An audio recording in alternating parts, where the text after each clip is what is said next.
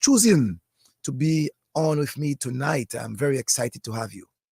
Well, thanks to your brother, Derek. He asked, so here I am. And as he told you, not really. I'm not really a shy guy. I just like to be, in the back working rather than in the front talking. But, sometimes you have to do what you have to do, right? So here I am.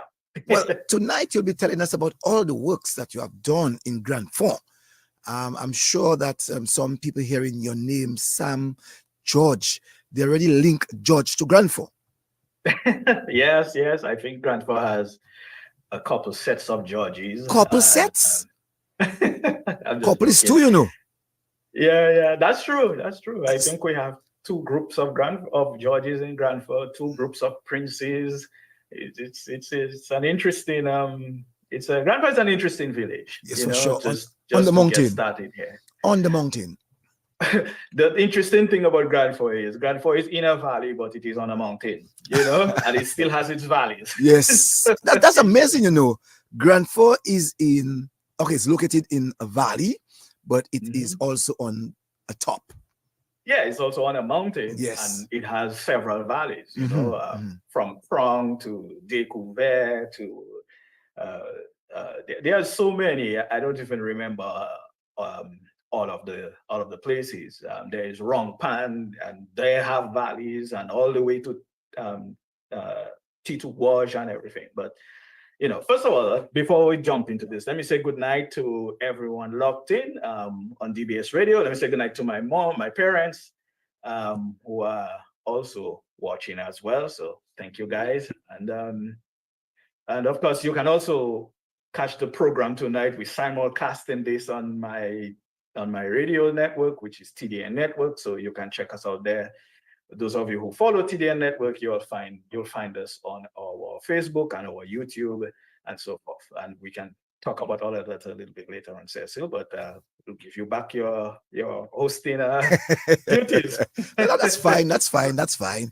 It's good to work in collaboration. You know what I'm saying? Every one of us need each other. Yeah, I mean, one of the things that I know is TDN Network has worked with DBS Radio in collaboration many, many times before. Of course, good night to my wonderful wife who is watching as well. I don't want to forget that before I get into trouble. Ooh, you would. Yeah. So, I mean, like I said, TDN has collaborated with DBS many times before in the past, So we are here, especially when we brought programs live from the United States, and we needed to link up with DBS to inform the nation. We've done that before, and it has always been an honor, a pleasure with the good folks out there at the Nation Station. Let's take a walk in Grand Fort. That's where you're from, and that's where your life began.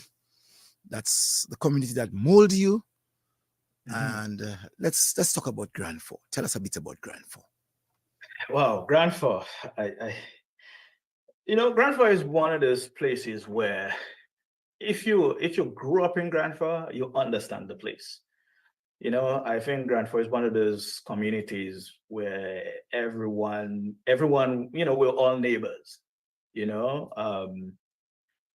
One of the things I could say is I grew up with not just neighbors around, but family around, So basically, my neighbors were my cousins, or either my uncle or my granduncle or, something like that. And let me shock you, your own Curtis Matthew is actually my relative. That is a shocker to me. He's from Monjon, not far away from Grand Fort. Yeah. So it means that you would have had some family lineage in Monjon. Well, his mom is from Grand Fort. As a matter of fact, his grandfather was I would say my great-granduncle, because my great-grandfather and his granddad were brothers. So his direct link to you. Yeah. And your lineage. Yes, exactly. So, like I said, Grand Fort was a place where at least I hope so it still is, a place where, if you're hungry, you could go by the neighbor, especially us as kids, you go by family and have something to eat. My family, we used to have a lot of we grew a lot of oranges and grapefruit, my grandfather, and that was one of our jobs during the summer or the holidays. Myself and my older cousins, even the younger ones as well, we would spend our summers either picking and bagging grapefruits and oranges, uh, or harvesting dashing and carrying dashing from our land back in the Rongpan area. And so we did a lot of work on bananas and so forth. So we grew up working, all of us. Everyone, even my cousins, they would come up. Some of them who lived in the city at the time, they would come up to Grand Forks, and they'd be carrying dashing just like the rest of us who grew up who lived in the village. So, my grandfather, and he used to pay us too, because sometimes, especially when we picked our oranges and grapefruit, because back then, and there used to be some market, they would come up, pick up the bags, and I guess Hoxter or whatever it is they did. But there was a one time we grew plenty of oranges and harvested plenty of oranges, grapefruits. It was just it was an interesting life, as you probably know, growing up them days, I get plenty fully. Especially when they sent me in the shop, which was 5 minutes down the road, and I took 2 hours to come back, and I probably lose the money because you know, I play, I doing something I probably shouldn't be doing, and but all of that, I believe, is what shaped me to be, where I am, the person I am today, which is kind of focused, try to uh, make something good of myself and make my parents proud, I should say. Let's go back a bit to the garden life. Mhm.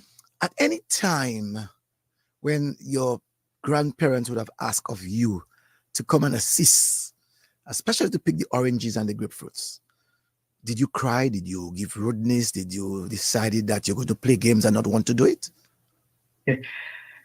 First of all, you couldn't say no to my grandfather. All right, that man was a man. If he said whatever he said, went. You could not say no to this man. So maybe I would be upset and I don't really want to do it, but I didn't have a choice. Unless I wanted a volley, you know. And my dad didn't play. Discipline was very important to him, and which I think this is what made you know that your parents love you, and your parents want the best for you. You had to obey it, and of course, naturally, there were times we disobeyed. You know, there were times my dad would tell me, don't go on the road, because we would go play cricket or we would go play football on the road with whatever we had. We would be running sec up and down the road, and sometimes, there were times when I see my dad walking up the road from his garden down Rosalie if I didn't go with him, because and there were times, he would make me come to Rosalie with him because he would that land down there as well. And if I see him coming, I pick up my sack and I run home.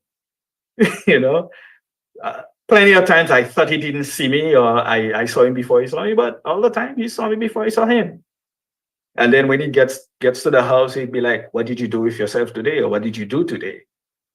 And one thing he always said was, when I begin counting, because we had to go carry water before we got water in the yard, we had to go before we had standpipes. We had two at the top of the village, so you either go whichever one had less people, kids pulling up their bucket and then taking it home before they go to school. Before that, we would go round pan to get water. Then we got the standpipes. One was by closer to the top of the village. The other one was close to Fontaine, Thompson, what's his name? Thompson Fontaine and Ruskin and these guys. People I grew up around. Uh, so it was a constant struggle because sometimes the water would reach right by the Fontaine's house and it wouldn't go further. So the line would be just, a crazy line waiting, and then everyone has to get to school for 9 o'clock. So it was a constant struggle until, the Wasco fixed this problem, but it took a long time. And so, running hoops away at night. Just the we're going to come to all of this, and because I'm loving what you're saying. I want people who might not be sure of who you are from Grand Forks, because you look like you escape, you party, you ran away for a number of years, and some person may not be able to place your face, So tell us, who is your mom and your dad? Yeah, no, man. I spent a lot of time. I'll get to that, but I spent a lot of time in Dominica before I left. I mean, I worked a lot in Dominica. I worked almost maybe 20 years before I moved. But then again, I started working at 16 years old. So it might be more than that. So my parents, Eugene George, and my mom, Agustina George. I have 6 siblings, or 7 siblings, including myself. Let's see, the three of us are out of Dominica, and the others live and work in Dominica. One of my brothers is a chef. His name is Alston, and one is a mechanic. The youngest one is actually a mechanic. His name is Jason, and then one works in insurance. That's Yannick, and then my sister. She's a police officer. So, What's her name? Her name? Giselle. Okay, Giselle George. Yeah, well, Ishmael, actually. Okay. So she's married and so forth. So, so that's, in a nutshell who we are. We grew up, all together, except for my older brother and my older sister, because they were before my parents got married, so they have a different moms. So but the rest of us grew up together, running between my dad's house and my grandparents' house. So my dad built his house right next to his parents' house, so it's kind of a yard essentially, and my mom's parents, their house is further up. It's one of the last houses in the village. And we used to have a shop called, they would come, Madadette. Yeah, so those of you who remember Madadette, she was my grandmother. No, tell us, you're telling us about your family and your home and so on. Tell us how big your house was at that time. Well, so early on, my dad, as I was told, I don't know, before I was born, my dad built his house when he was a teenager, essentially. So he built his house with 1 bedroom. When my parents got married, I was born, as well as I had a sister who she passed away when she was 6 years old. And for a long time, it was just me and my parents. And then my Giselle was born a few years after, and Karen was her name, the one who passed away. Karen was her name, and then Giselle was born a few years later. So then it was just the 2 of us for a while. So we had 1 room, so we all slept in the room. We had a separate, there was separate beds in the bedroom because it was big enough. And then when my other younger brothers came along, my dad decided, okay, it's time to add to this house. So added 2 more bedrooms, and so that way my parents ended up having their own separate bedroom. And then but even by that time I was pretty much gone already, so the younger ones got to enjoy their own separate bedrooms. So like I said, things weren't perfect, obviously. we weren't rich in cash per se, but we had plenty of land. So, we were able to grow our own food. My dad, um, a farmer and a builder. And he traveled a few times, went overseas and worked and then came back. And, so it was an interesting life living us with my mom. So we didn't, I don't think we could really complain, you know. We did do the, I call it the rice and yellow water and just typical life in the country, nothing extra, nothing, out of uh, nothing extraordinary, just trying to survive and doing what we needed to do and helping out on the farm. And these days, a couple of my brothers, they still, work on the land. And So even if they have before you jobs. go there, I want to know the life in the house. Did you all sleep on bedding like we heard last week? Did you all have your own beds in the room? Yeah, we had two. So my parents had their own, bed, and then we had another bed that we shared. And then, but mostly I like sleeping on the floor for whatever reason. I'll, let my sister sleep on the bed, and I would sleep on the floor. So yeah, we had that. Like I said, you grew up in a one-bedroom house, so obviously sometimes I would actually go sleep in the living room. Take my bed and go make my bed in the living room and sleep there. So to this day, I heard people talking about they don't like sleeping on the floor. I still like sleeping on the floor. I think it's the best. Mhm. It keeps the back solid. Mhm. Yeah, PP a lot? yeah, man. I at one time, I believe my mom used to actually come and wake us up to go use the bathroom because, or they use the pool to use local parlance. She would wake us up so Mhm. we don't pee the bed. Mhm. Because I guess at one point she was tired of watching people. Penis? What about penis? I don't believe we ever really had that. If we did, I can't remember Mhm. because the PP bed would not stay in the house before the end. By the end of the day, it would have to be washed Mhm. and put to dry because it would not remain in the house. Because I believe this happens when you leave it there and it festers, essentially. But I don't believe that we ever experienced that. I know other people who did, but I don't think we at home ever really experienced that.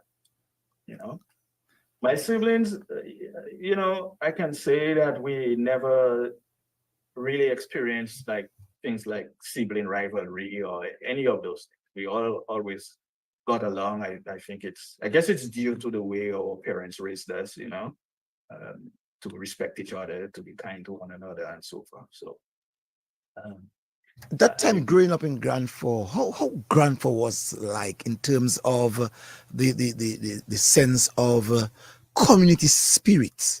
How was that at your time?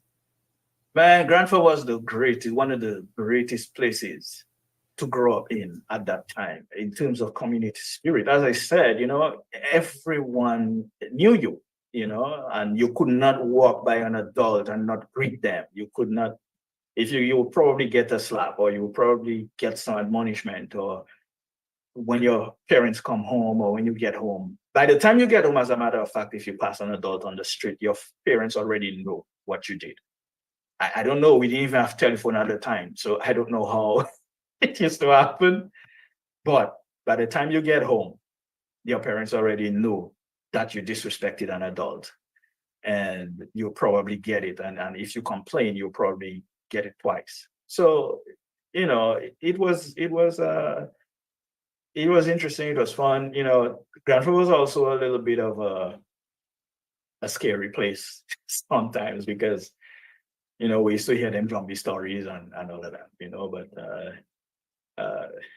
yeah, I remember one time I went down the road because I had my aunt lived at the down by the school center area. And I went down there and I stayed late. when I was coming back up, I was scared, so scared, you know, even knowing that turning your clothes wrong side isn't gonna do anything. If something, some spirit was after you, I took my shirt off, turned it on the wrong side, and I basically running up the hill. I met my mom coming down the road looking for me because, of course, no phone. I can't call them and tell them that I was by my aunt's house. And I was remembering that they used to talk about white fall that would be outside when you up late at night. Stories to scare children, make sure you go home before dark. And so that was on my mind, and silliness. But at the same time, it was a fun place to be because we could run around in the village. There was very few vehicles on the road. So at night, especially, so during night we on the road running, playing hoops away, and by the moonlight, if there's moonlight. Sometimes it's dark, and So, like I said, it was fun growing up in the village. Getting to play cricket, running Vepcat down the hill, just crazy stuff. No, talking about crazy stuff. Grand Fork is, as you said, is in a valley, but it's on the top of a mountain. So it means that you have to go down every time, down a hill or up a hill. When you have your scooters, your carts, how did you all make that out? I know that there wasn't much vehicles, but still scary. How did you all make that out? It's a wonder, no one ever really got seriously injured doing these things. I mean, we make a Vepcat and go down the hill, and then you have to walk back up the hill. No brakes, or your slippers was your brakes, or your shoe, or whatever. I remember we saw an old bicycle. I don't even know whose bicycle that was. It was an old BMX. And one of the guys we grew up around, Clem, he was going down that hill and going down the hill on that bicycle, and this kid ran out of his parents' house, and in order to avoid him, and just threw himself onto there was a little hillside, and he's racing down the hill, and we chasing after him, and we just saw this boy just run out of their house, trying to avoid him, and Clem fairly hit his hand, broke his wrist. And that was it. I mean, you just saw his wrist swell instantly, and the young man, the boy's uncle, came out of the house, saw what happened, picked Clem up, and just ran down the road, down to the health center. And after that, my aunt was the nurse, the district nurse at the time. I mean, and this didn't stop us from continuing, to go down the hill on the bicycle with no brakes, or the crazy Vepcat and all of that. So it's just, like I said, it was an amazing time, I should say, full of lessons, full of fun and lessons, lessons for life growing up. So you built trucks. You built trucks. Yeah, man. We built our cabway. We draw elaborate roads on the road, and we would play, different kinds of games, played knots, played marbles, do all kinds of things, No, you spoke earlier on about sick. It seems like you as a boy, like you're sick. Give us some demonstration as to how really that you would have a sick going down a hill in Grand Fork or climbing up the hill in Grand Fork. Because I'm trying to imagine you going up with a stick, which was for me the hardest thing to do sometimes, with a stick inside or in between the wheel, and to push that thing up. Well, I think if I remember clearly, we would use the high tension wire. We would use that and create like a hook, shape it like a hook, and sort of like a semicircle essentially, and you make the set with a pail cover, either the breeze or when the puck used to come in the 5-gallon bucket. Take that, you cut off the center, and the wire would fit between that. Some people would put a handle on it, and you go down the hill. Sometimes we wouldn't go all the way down the hill. What we would actually do is draw a road or draw a path on the road, and you would have to stay within that line, within those lines. If you cross the line, then you alter the game essentially, and then you get a chance to come back, or that kind of thing. But yeah, I mean, like I said, it was just those fun times. Again, like I said earlier, plenty of times my dad caught me on the road, and after he tell me don't go on the road, and take my sack, throw it away. Next day I make another one. Wow. So basically, you did your sec with your painting. No, not a painting, man. The buckets. You remember Sorry, that the bucket. 5 gallon? Yeah, the bucket, the Yeah, five the gallon 5 gallon bucket. Yeah. bucket. Yes. Yeah, we take the cover. Well, the empty ones, of course, you can't take your parents when they're stuff full of breeze or pork or whatever. You can't take that. But we get an empty one. Or sometimes we would find old ones in the bush, cut off the center, and you have your sack. There were high tension wire all over the place in Grand Forks, because after they brought electricity to Grand Forks, there was like a few places where you could find long pieces of the armored cable that they used to So what bring about electricity. so what about tires of cars and so? Yeah, I remember we used to have somebody had found once, or at least once or twice, somebody would bring a car tire and take 2 sticks and run down the hill with that, and then you have to carry it back up. So I don't know, maybe this was a way of teaching us endurance and strength, and and so on. But yeah. What about bicycle? What about bicycle ribs? Bicycle ribs, I don't remember if we ever had that. Like I said, I only remember one person having a BMX. I don't even remember who it was. And almost everybody would get a turn to ride that bike. Sometimes the bike had brakes, sometimes it didn't. Mostly it didn't have brakes. I believe it was also Clem's bike. It might have been. His name is Clem Lewis. So yeah. No, in your yard, outside of your brothers and sisters, who else lived around? What are the things that you would have done in that yard? So in our yard, it was my grandfather's house and my dad's house, and then we had cousins living around. Like I said, Curtis's cousins, like his mom's brother, his children, now like people like Kendall Prince, and some of you might know John Baptist Prince. He used to be a police officer. He's actually Curtis's uncle. So yeah, we had another set of princes. My grand uncle, his kids were on the other side. Like I said, we were kind of surrounded by family. It was mostly cousins in the area. So we, be running up and down in the yard, go to the garden, come back, running in the yard, running between houses, back and forth, and then we on the road, or we in each other's yards. It was just, it was something else. It was something else. What about the life of school? How far was school from your home?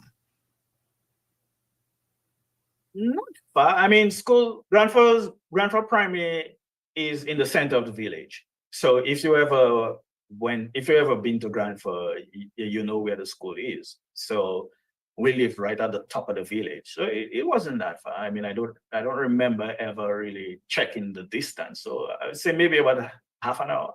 It's not even half an hour, maybe 15 minutes walk, at least going to school. But when we're coming back from school, where it's an hour most of the time. You got to play, you got to do all kinds of things. Especially at 3 o'clock after, when school ends. Especially when school ends, we coming up the road, we playing, sometimes got into disagreements, but it was all next day we back at school and we're friends. It's nothing serious. it, unlike these days, you know. in a community like Granford, would you all make tobacco? I don't think anybody ever really made two back. No, maybe a few people did, but I don't remember um, who they were or if they actually did. So I can't say. I don't remember. But for sure, at 3:30 when school was over, you all would find yourselves in somebody's garden to get mangoes, to get cane, and so on. Especially on a Friday, would you all have done that? The thing with Grandfather never really grew mangoes. We used to have a lot of sugar cane in our yard as well. Or we would go by well, actually call him cousin Arnold, but Arnold George. We used to go by, he used to have tons of cane. So we used to get cane from there as well. And um, we had a neighbor, he didn't live in the area, but he had land that neighbored ours, Mr. Cyril. We ate a lot of Mr. Cyril's cane. Mr. Cyril, if Mr. Cyril hearing you know, but he might tell you send his money for him now. Oh my goodness, I hope Mr. Cyril doesn't send us a bill. You know, no. What was it? What was school like? I mean, you would have gone to school, grade 1, grade 2, grade 3, grade 4, grade 5. Tell me your preparation getting to grade 6. Now, school is interesting for me because I don't think I went to grade 6 in Grand 4. I don't remember, but I went to Rosa Boys School for a short while because an uncle of mine had come back from England in the 80s, and he bought a house, and the house he bought actually in Rosa belonged to the former Prime Minister, Dominica's first Prime Minister, Patrick John. And he repaired the house, and we stayed there for a little while. And then I went back to Grand 4. And then after that, I actually went straight to Clifton Dupini Community College from Grand 4 because I actually had the option to either go to high school or go to CDCC. Now, the thing about going to Clifton Dupini Technical Wing was by the time I was 15, I could already wire a house by myself because my uncle, Oliver, when he came back from England, he came back with lots of skills. You know, he could wire a house, he was a carpenter, and so he taught me everything. He taught me everything he knew, except for the mechanic thing. I could not really get that. And so when I went to Clifton Dupini by teachers, like I studied both electronics, electricals, and computer science.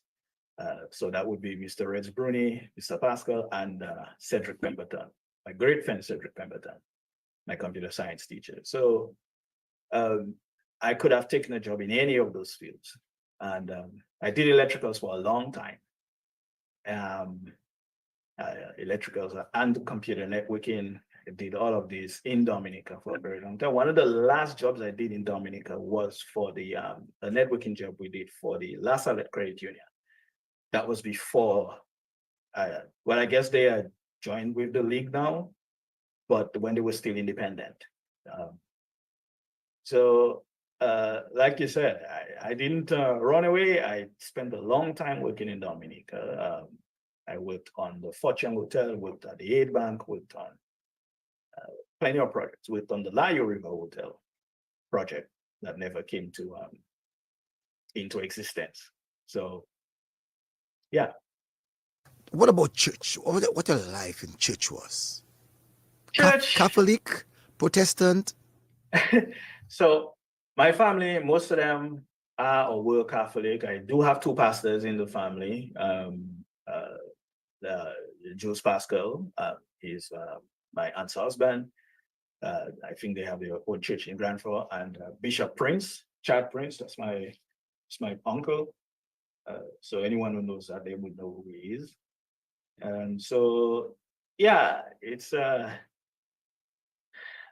for a long time I didn't go to church. um, I was, I don't believe I was 15 before I stopped going to Catholic church. And then I started going to a gospel mission while I was in at school. Then I didn't go again until I came to the United States. Uh, I started going back to church again. And quite frankly, since COVID, I haven't really gone to a physical church. I just, all the churches around me, let's just say they're not my speed or my drive. you know, but I still believe in the Almighty. I still believe in the Creator. I read the Word almost every day. I try to anyway. Don't read it as much as I should, but I still believe the Word of God. I still believe the Word is the Word of our Creator, our Heavenly Father. So I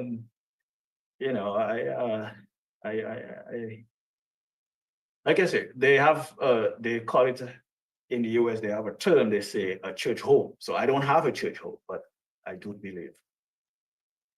I believe in, spirituality, essentially. I don't so much believe in religion. Actually, I don't believe in religion because I think it's one of the problems we are dealing with in the world is, because of religion.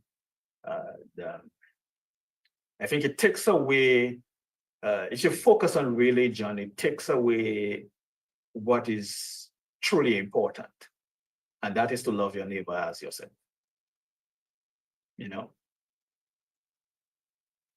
I hope that answers your question. That is a hard one. That one is a hard one.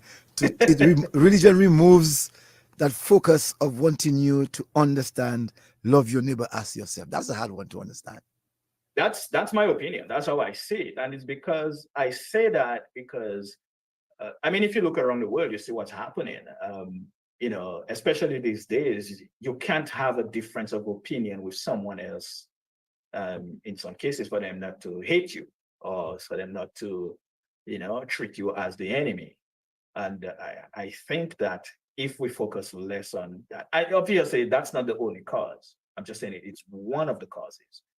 At least in my opinion, and I think if we focus less on which religion is correct or which religion will lead you to heaven or hell, if you believe in any of those things, if we focus on that, I think it takes away what is really important. And like I said, love your neighbor as yourself. And if you don't believe in any of that stuff, that's fine. I don't have an issue with that. I don't judge you or whatever. Everyone is entitled to believe whatever they want to believe. That's true. I don't think it defines us. I believe what defines you is how you treat people and how you behave as an individual. And I don't subscribe to the idea that if your parents grew up or raised you up in a particular religion or following a particular religion, that you must follow that religion. Okay. I don't subscribe to that. Okay. I never have. I always think that every individual, once they are an adult, has the right to make their own choices. And whatever those choices are, I believe we have this thing called free will, which means whatever you do, it's on you. Whatever the consequences are, it's on you. But that's like I said, that's just me.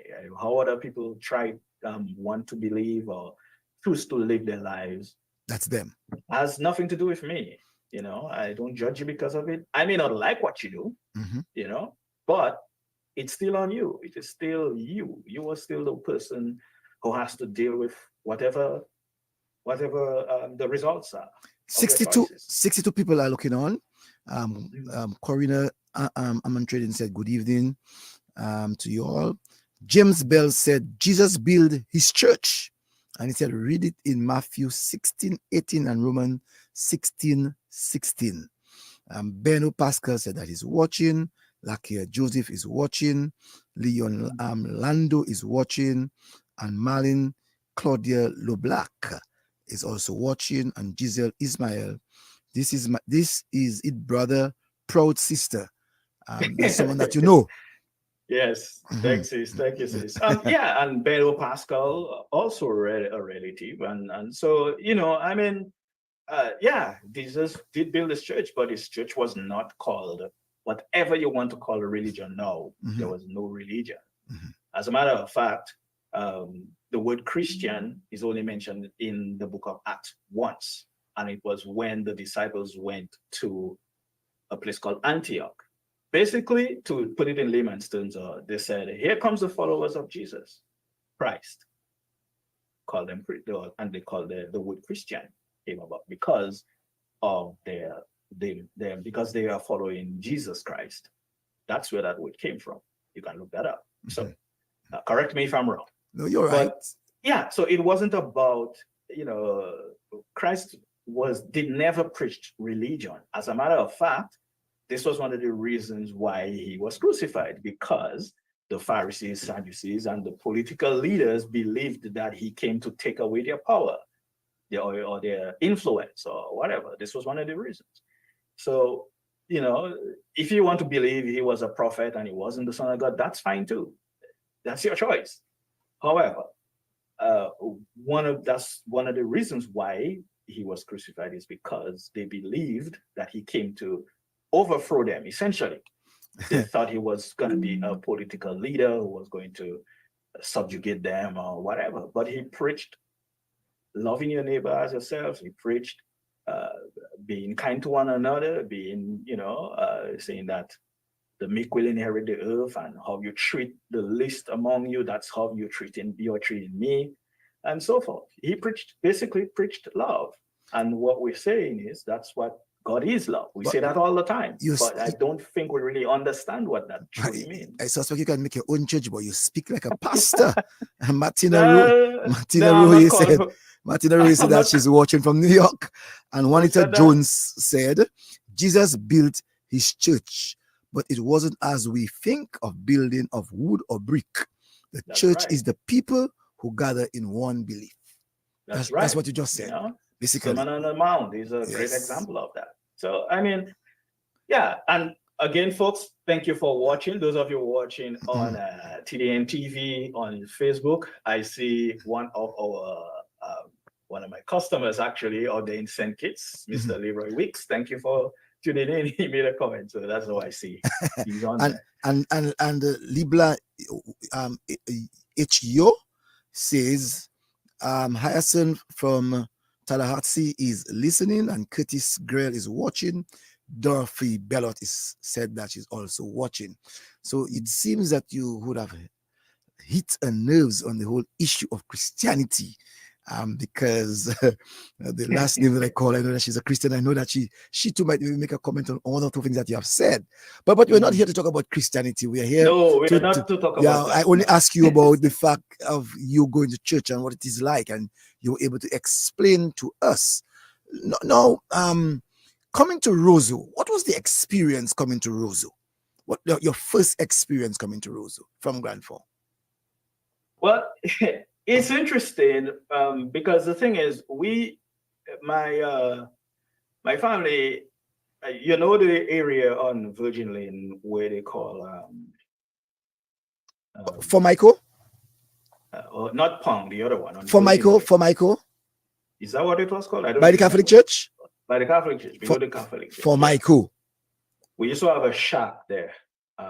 One of my uncles, when he was going to high school, got it, and that's where he stayed. Then when he left, and he used to be a customs officer. He retired now.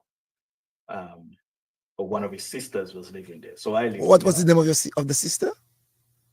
Her name is Marinus. She's still around. Actually, she lives in Granford right now. She lived overseas for a while, but now she's back taking care of my granddad. And so that's where we lived. I sort of grew up around Bio, what's in Tata, these guys. the Latans, I, um, oh, Chester and them. Chester, okay. Uh-huh. Yeah, grew up around those guys. I even Yes. worked with Chester's brother once for a while. We worked for the same company, Wayne. So, um, I grew up around those guys. Grew up essentially because I was really a kid, when I started college. Because I got my first job actually at Barclays Bank. And like I said, this is one of the reasons why I believe I am who I am, because I've never been afraid of hard work. Because my first job, my first official job, despite growing up in the garden and carrying bananas and whatever, my first official job, by the way, Social Security, pretty soon, just a few more years, they're coming for my money. you know, my first official job was working at Barclays Bank, cleaning the part-time, cleaning the doors when the bank closed, the doors and the windows. And it was a job a cousin of mine had. And every time he couldn't make it, he'd call me to fill in for him. Then eventually he got tired of the job, and I think he either became, I don't believe it was a police officer, but I believe he started working in security, because that job he had outgrown it. And so I think that was one of the things that helped me through school. So, um, so yeah, I mean, it's just,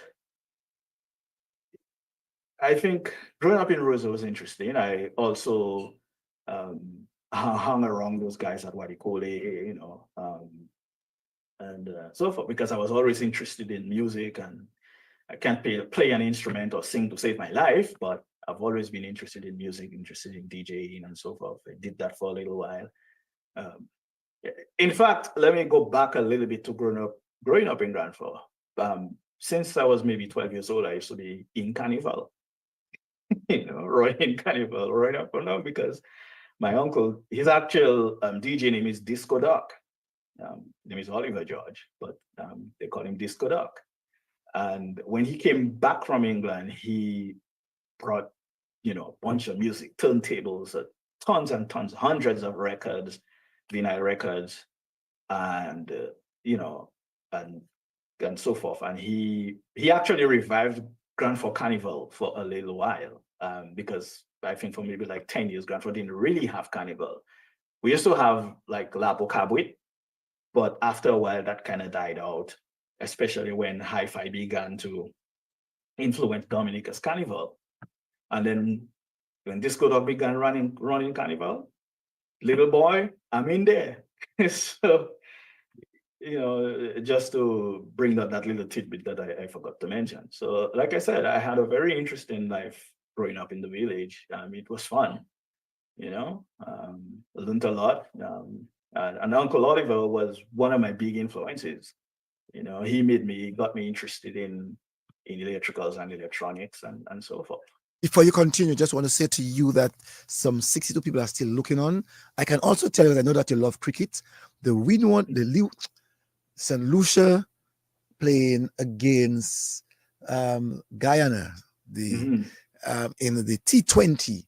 The scores 54-4. We just saw Hetmeyer got out, and it's now 54-4 with the Amazon Warriors, Guyana Amazon Warriors batting, and the Kings, St. Lucia Kings, are actually filling 54-4. Now, let's. I should also say that Rosanna Roy says, "Pleasant good evening."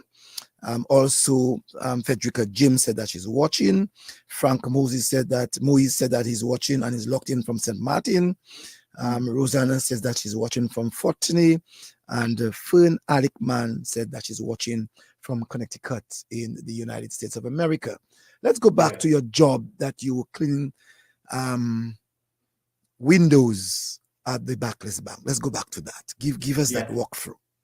Yeah, before I go, actually, let me say good evening to the folks who are watching again. Fern, good night. And of course, good evening to the Mr. Derek Mann, one of my business partners, if you will. I hope we get to talk about some of the work we do over here as well. And, we will be doing that.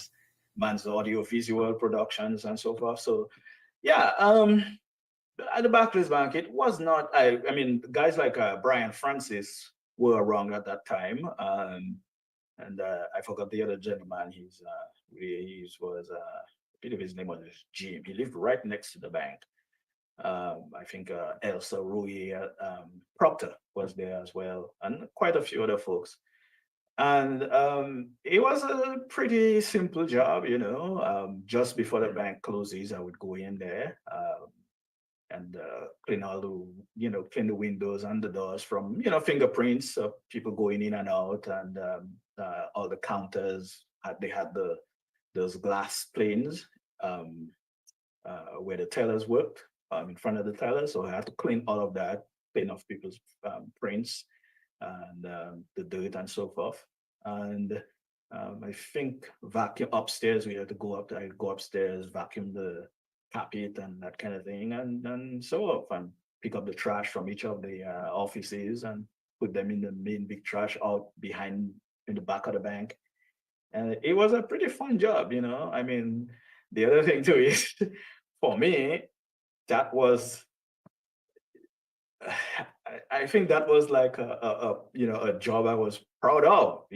I working in the bank. I'm not a teller or anything like that, but it was fun and interesting, and it taught me that you don't have to have a great job or great name to yourself to do something. And you can't sit back and just wait for somebody to hand you something. You got to put in some work as well. And putting in that work at the Backless Bank, what was the pay like? You don't have to tell us what the figures was like, but what was the pay like? I I don't not remember, but I believe it might have been a little more than $100, maybe less than $100 a week, maybe less, but I don't remember. But like I said, for me at the time, I was pretty satisfied. I say I want to believe. I don't think I had an issue with the pay. Maybe I didn't even really understand, you know, the scale, or what that really meant. But I believe I was satisfied with that pay, at least at that time. Around what time was And that? What year was that around? that would be maybe around 1990. I think I probably did that job for 2 years, 1990 to 1991, I think it was. Um, the other thing is, I spent a lot of time at the Rosa Library um, with folks like Nicole Judges, who worked at DBS, and we've been friends for since that time. Over, Kevin Carter and so forth. We spent quite a bit of time at the library. This is where we went to do homework and study and that kind of thing. And so, um, yeah, it's kind of hard recalling some of these things because it's been so long.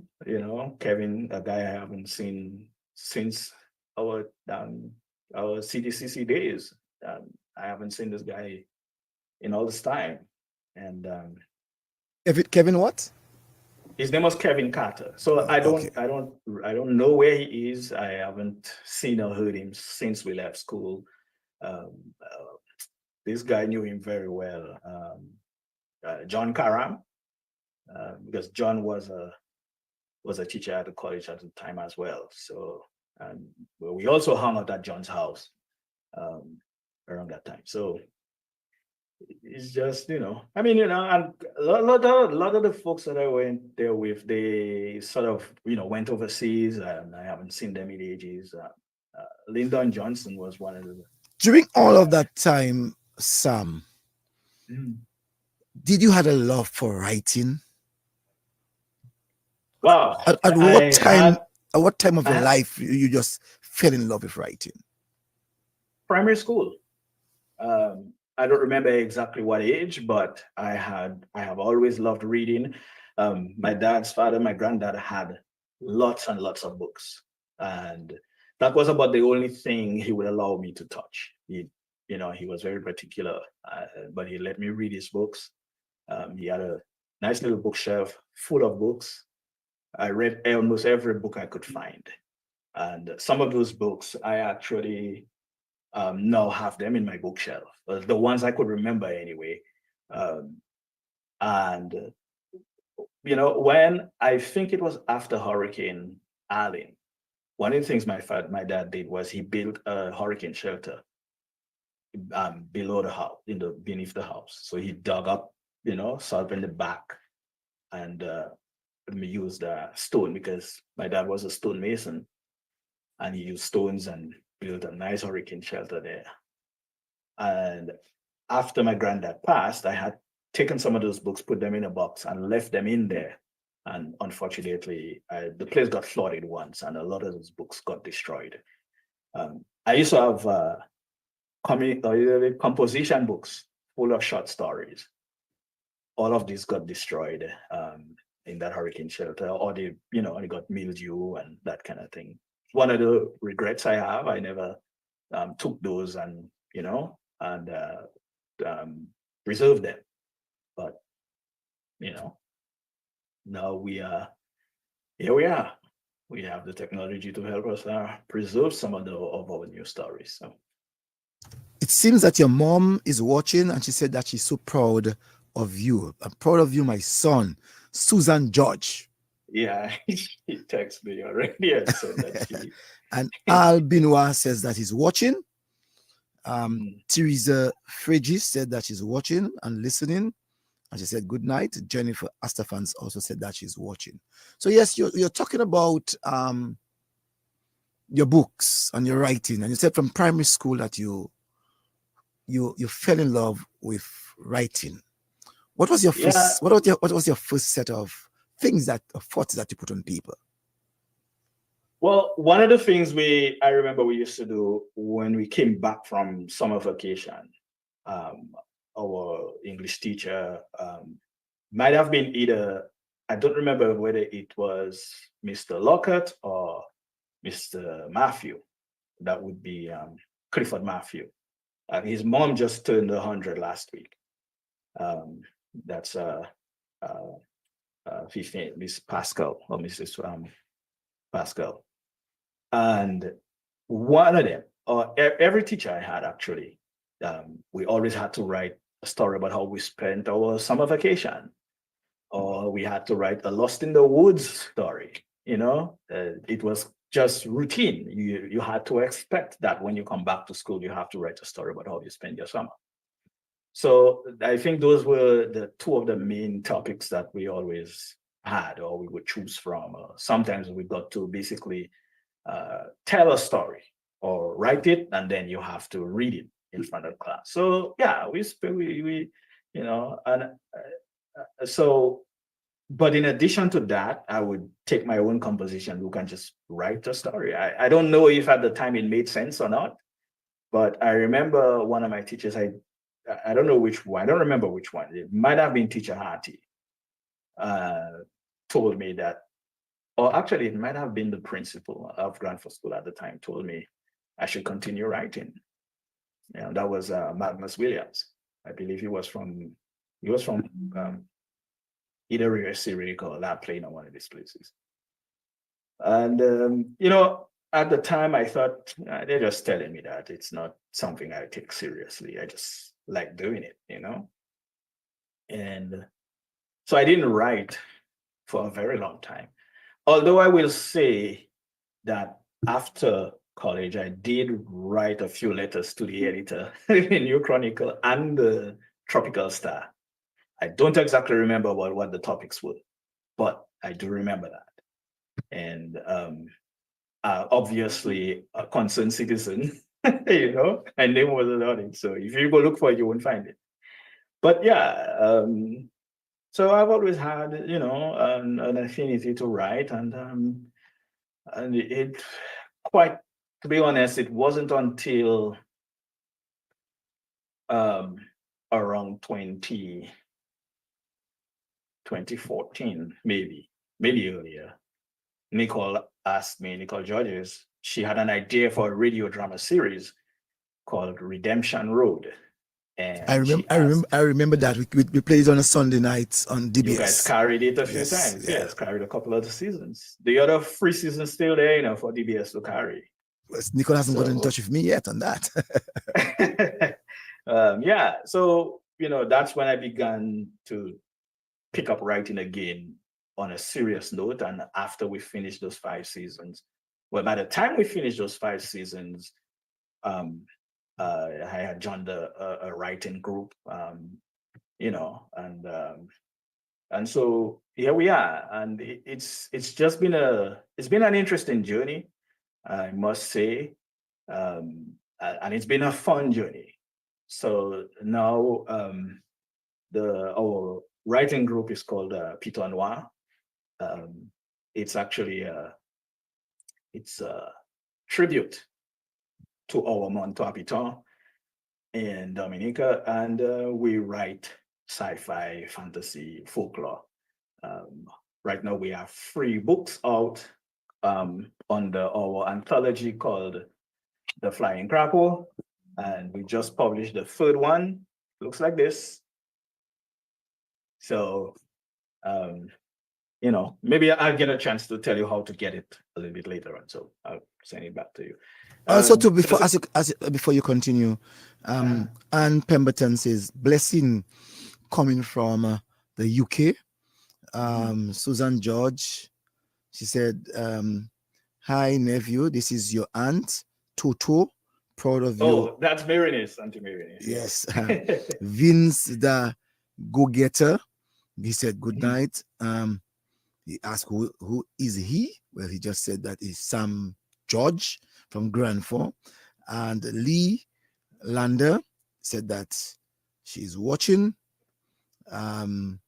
Vince the go-getter just came in, still curious. I am still been following, so you maybe have to maybe tell the go-getter again who you are. Maybe go-getter might be from Grand Fork, trying to get to place you together so that he can have a better understanding, because he asked twice. If he's a younger person, he probably would not remember me. Shari Diz said that you are her family. Who? Shari. Oh, Shari de Monet. Yes, that's my cousin. That's my cousin's daughter, actually. Her grandma is my aunt. Okay. So yeah, we quite a few folks. Let's see. Dale Charlemagne, he's actually works with us on one of our programs on TDN. He wanted to know where my wife is from, and growing up, who did I idolize? He texted me directly. So my wife is actually from Marigat. And who did I idolize? I think I mentioned that already. My uncle, Oliver, I think he was one of the biggest influences in my life, besides my father. Because my dad was, like I said, he was a farmer, he was a builder, the stonemason. And so he taught me, basically my father taught me how to use a hammer and a saw, and Uncle Oliver taught me about electronics and electricals. And so, yeah, I think those were the people. And, like I said, I have an uncle, my mom's brother, who was a custom officer. So I think all of the people around me sort of influenced me, or the people around me, the things around me, influence how I, especially how I write and how I think these days. Now, I think, I kind of think back on those times, yeah. I have, one of the things that I'm most proud of too is my son, my younger son. He's in college, right? He's in university right now, and he's a good writer. I think he's actually a better writer than I am, and he has 2 contributions to The Flying Crackle, the first book and the 3rd book. His name is Tyler.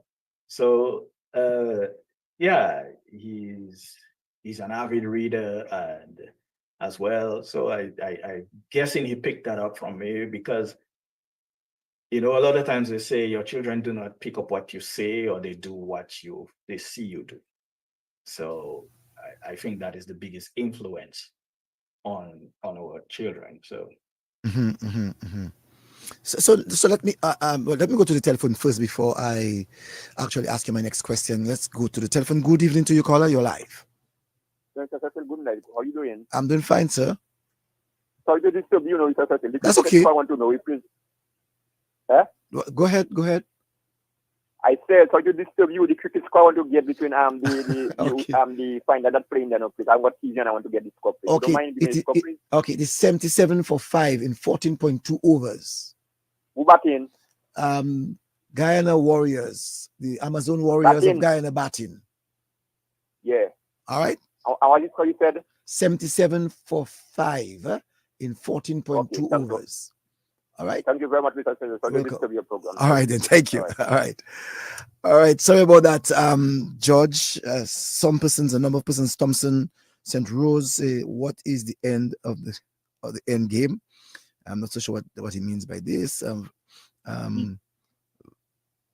Vince, the go-getter, said, and said, I am not from Grand Fork. I'm just following the program. I just been curious. All right. So I understand the go-getter. No, Sam, you have decided that you are going to do, or you're going to focus quite a lot on writing. You did not go through high school. You went to the Clifton Dupini and you did skills. Your uncle played an influential part in your life, and you decided that you're going to do electronics engineering. It's correct to say? Yeah. And you got a job at the Backless Bank cleaning glasses. How did you derive? How did you come to that juncture when you decided that I'm going to do writing? How did you, although you said while at school, the principal of the Grand Forks Primary School told you that he thinks that you're a good writer, but how did you come down to deciding that is writing you wanted to do? What did the yard do to influence you about this? Well, as I said, I always read a lot, and my grandfather all had tons of books, and even grandfather used to have a public library. Couple times the church ran it, the Catholic Church ran the library. Then someone else, a private citizen, took it over and ran that for a little while, and so it was kind of an up and down. But we could still get books. That was when I was growing up as a kid. But in everything else that I always did, which is whether that would be playing or working in the field or going garden or whatever, I always found time to read. And when we were growing up, I used to hear folks say, well, reading is fundamental. And I always took that to heart. And I still believe reading is fundamental. If you don't read, you can't really do anything else. You can't really understand life, because a lot of the things that you learn is in books, or are in books, and now maybe electronically. But back then we had books, and so this is what we had to do. So I've always been fascinated with writing, and even if I didn't do it for a long time, maybe about 20 years, I didn't write anything. When the opportunity came, especially Nicole, when she said, Sam, you can do this. And I wrote my first few lines of the script of Redemption Road, just to go back to that. And she read it, and she was like, and knowing Nicole's background in terms of her history, working with media in Dominica, and her journalism background, and once she said, this is good, keep going, I was like, okay, well, I'm gonna keep going. And so here we are today. Here I am,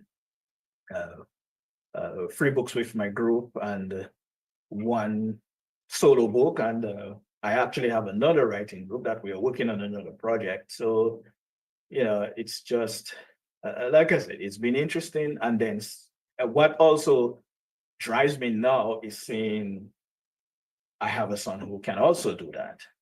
He's not really keen on it. He's focused on school and other things, but I try to encourage him to keep writing. And so we'll see where that goes. But he doesn't have to. He set his own path, essentially. One of the things I will say, growing up, my parents never forced us to do things we didn't want to do. They never said, you have to do this, or this is what you have to do. They let us cut our own path, and so we realize our own dreams. And I think I kind of afford my son to do the same, um, to choose his own path. But Sam, I find that you're a very interesting person, very well-rounded individual, to be honest with you. Because later on, people are going to understand why I said so. I really would like to find out how much of an influence did the Grand Four Yard, the Grand Four community, helped you in being multi-skilled? I think everything. Because as I said, you grow up in a village like this, everyone is around and everyone is doing different things. And like I said, Uncle Oliver, he came back from England with multiple skills. And even in at Clifton, Mr. Pascal always used to say, you don't have to limit yourself to just one thing. You can do different things, because sometimes, a lot of times you go to school for a specific degree or a specific skill, and then you don't wind up doing that at all. You wind up doing something different. So it's okay to learn different things. It's okay to, if you're interested in them. And so I believe growing up in Grand Four, it had a heavy influence on me, doing it, being interested in different things. Because I remember I read somewhere one time that people are not one thing. You are not, if you're a doctor or a lawyer or whatever it is, that's not who you are. That's your occupation, or that may be your training. But people can be more than one thing. So I don't believe that we have to limit ourselves. I guess some circumstances may limit us, but at the same time, and especially these days, even after leaving Clifton Divinity, I never stopped learning. I never stopped finding ways to educate myself, and to brush up on my or keep up with my whatever field I'm working in at the time. I never stopped. We have a couple of bookshelves. One of them still has electrical books, or books on electronics, books on programming, and so on. So it's not always the thing you went to school to do. It's what makes you happy sometimes. It's what makes you happy. Derek says, thanks, Derek. Someone said, that's Patricia Fountain said on all Grand Four people she know just like to read. So there you have it. Yeah. So. And also Vince, the go-getter, said that don't limit yourself. That's great advice, Doc. Yeah, I believe that. I believe, we don't have to limit ourselves. It might be great to have a huge title. It might be great to have a PhD. It might be great to have a doctor in front of your name. But that still doesn't mean you have to stop there. You keep going. As far as I'm concerned, as long as you are alive, you can keep going. You can keep learning, or you should keep learning. You should keep reading. You should keep pushing. And I think those are just some of the most important things in life. So let me ask you, what caused you now, even if you felt satisfied with that $100 a week at the Barclays Bank, what caused you to determine that you should now leave Dominica and go somewhere else? Well, one, it was work, I suppose. Work had sort of become mundane, and I wanted to do something else. Like I said, at the time, I I did different projects. I did what do you call it? I did electricals, and then my wife was in the United States, so I wanted to be here. So yeah, I think those are the two main reasons: economic and uh, and love, if you will. So this was the person I decided that I wanted to get married to, and so here we are, uh, uh, more than 20 years later. So yeah, I had it. I needed to do something else. I needed to. I always wanted to travel. I wanted to, you know, um, work with tile engineering as well. So it was sometimes Before you go into that, you sometimes let me just read something quickly. Henry uh, Pascal. He said, "George, being from Granford, myself, I'm very proud of you, and I'm not sure if we are related, but I am certainly would like to wish you the best, the very best for the future. I listen to the program every Sunday evening. Great program, Mr. Joseph." So he says that Henry Pascal said he's not so sure if you are his family, but he is enjoying the program tonight. well, uh, I'm not sure, but if he's yeah, I mean, I know Henry Pascal. Like I said, I grew up around all of these folks. But um, my my grandmother was a Pascal, so we were probably somewhere related back there. That's my father's mother. Uh, so we probably will. We probably are related in some way, anyway. But yeah, so thank you. So though you're talking about you live in Dominica, deciding to go to the United States, you're giving reasons why you left to go to the United States. I'd say opportunity Mhm. would be the better word to use, opportunity. And like I said, I wanted to um, marry the woman I loved. So here we are. Mhm. And well, what I was going to say sometimes is I was going to say sometimes you just need a change. You know, you just being in the same place. Sometimes it's just necessary, and it's not true for everybody. It's not true for everyone. And the thing is, to a lot of the folks that I went to school with had left long before me. As soon as school, they left. Some went to went to universities. So I remained, stayed back and worked, and then eventually it was time to move on. So and it's been interesting. The opportunities are uh, much different. I mean, now I run my own business along with my friend. Well, he's more than a friend; he's more like a brother.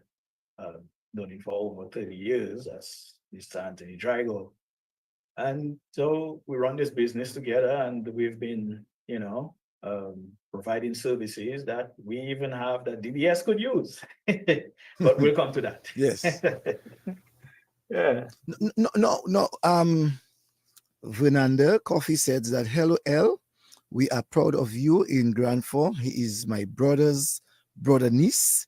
Seeing you Yeah. good night. I am listening. Yeah, Vernanda that's Coffee. my older brother, that's his sister, my Okay. mother. Yeah. Yes. No, no. So you are now in the United States and you're doing what? Well, I own a business called G and D Enterprises. It kind of be a tongue twister sometimes. It stands for George and Drago, um, where we provide various services, uh, software development.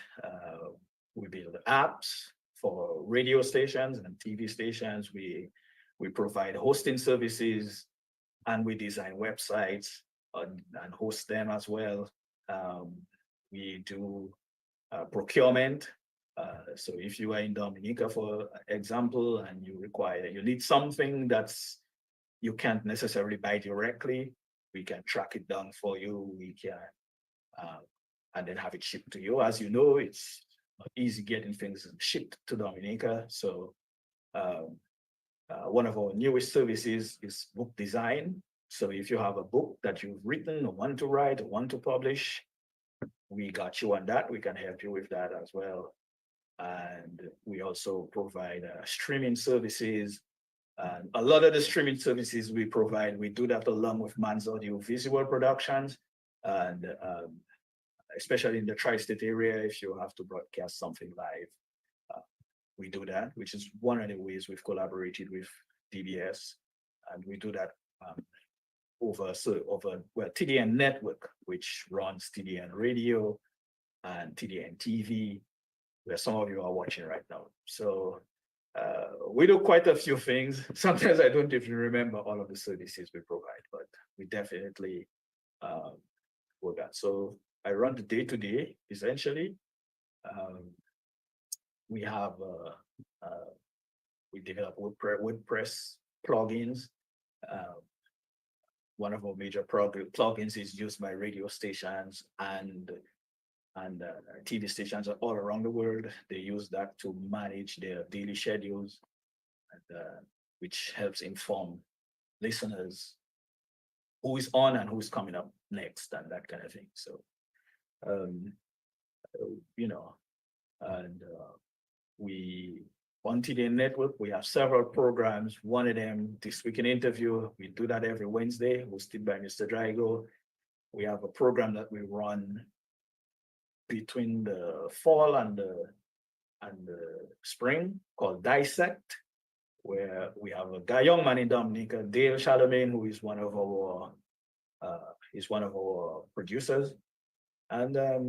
And so, you know, like everything we do, it seems it always comes back to Dominica, even if we are not necessarily there. So we partner with people in Dominica, and, you know, and so on. So we try to continue supporting the country, even if we are outside. You know, we still love our country, we still love the place of our birth, and we do what we can to support in a positive way, contribute in a positive way.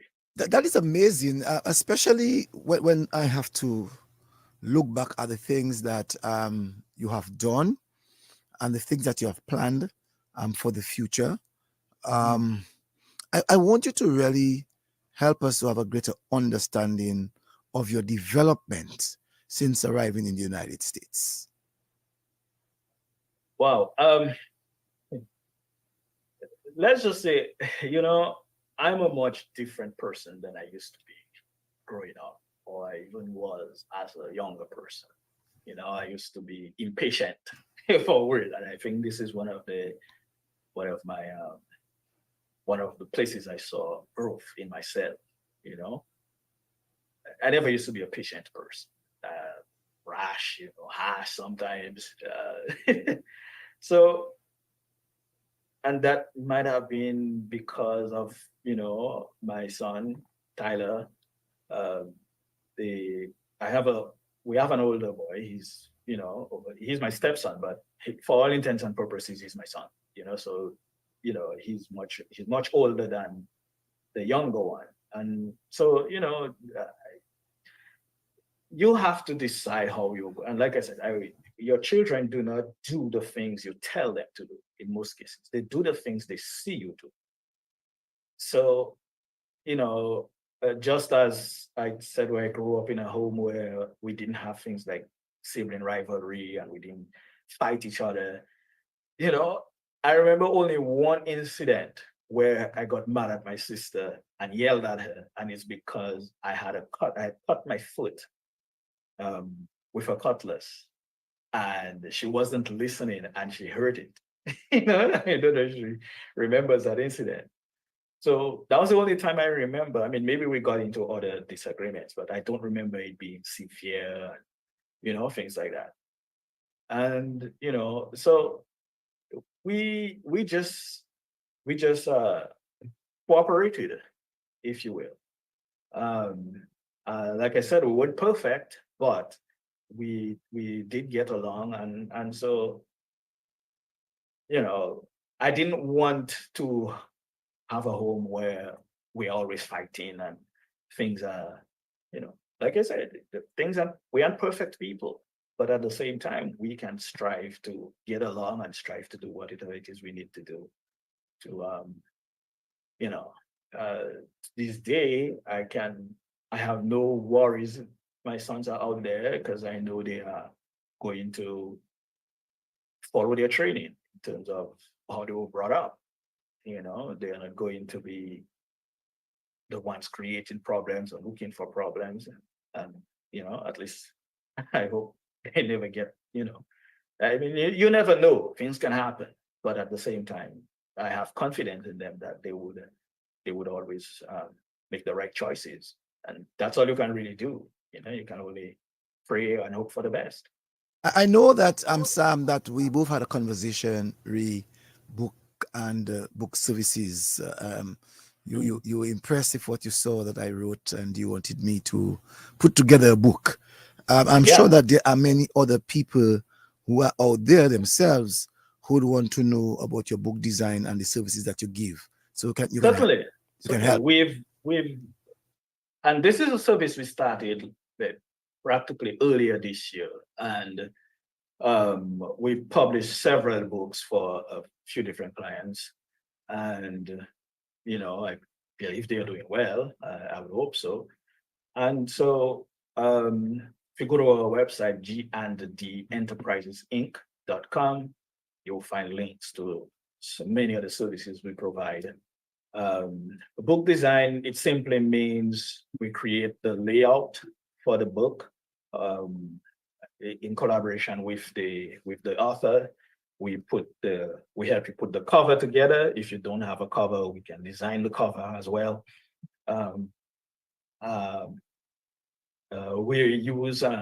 We help you create your what is known as KDP, Kindle Direct Publishing, Amazon.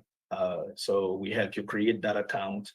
We help you to get your book published, and then it's off to the races. It's up to you to get your book sales going. But we at least give you the tools you need to, we'll even teach you how to use your KDP account, which some we help publish Alex Bruno, who once was DBS employee as well. Professor Bruno, I should say. we help publish his first book, which is called I forget the title now, but his book on Miss Charles, which was essentially an interview that he turned into a manuscript. We helped him publish that, and a few other Dominicans as well. We've helped publish their work, and non-Dominicans as well. So services are open and ready for all. Don't have any particular people that we are targeting, essentially. So now, Sam, I want to go to another angle, but before I do that, I want to say that Glenda Figan is watching. Alvin Thomas said that great work, my friend. Sam, really proud of you. And Drago, Dominicans are doing great things in the US. Davina John Baptist said that she's watching, and she said good night. Anthony Drago says that he's watching. Now, Sam, we have seen the world is changing drastically into artificial intelligence. Where are you, Sam George, on the issue of artificial intelligence? AI, first of all, good night, Alvin. Good night, bro. Anthony, good night to you and everyone else. Again, if you're just joining us, thank you for locking in. Appreciate you guys' support. Me on AI, I think that artificial intelligence, AI, is the wave of the future, essentially. Not in all aspects, not in everything, but I believe AI within the next 5-10 years will play a much larger role in our lives than it is even right now. And I'm all for it. I mean, I love tech, so for one thing. And other than that, even if I wasn't in tech, I believe I would still be interested in in artificial intelligence. I mean, I spend a lot of time either using or working on software. So, you know, let me say this. I know a lot of folks are either frightened by AI or either concerned or not sure. I don't, and that's my opinion, by the way. I don't think at this point there is anything for us to worry about. Maybe AI will take some jobs, but it will also create new jobs and new opportunities. And that is the cycle of life. That is how the world works.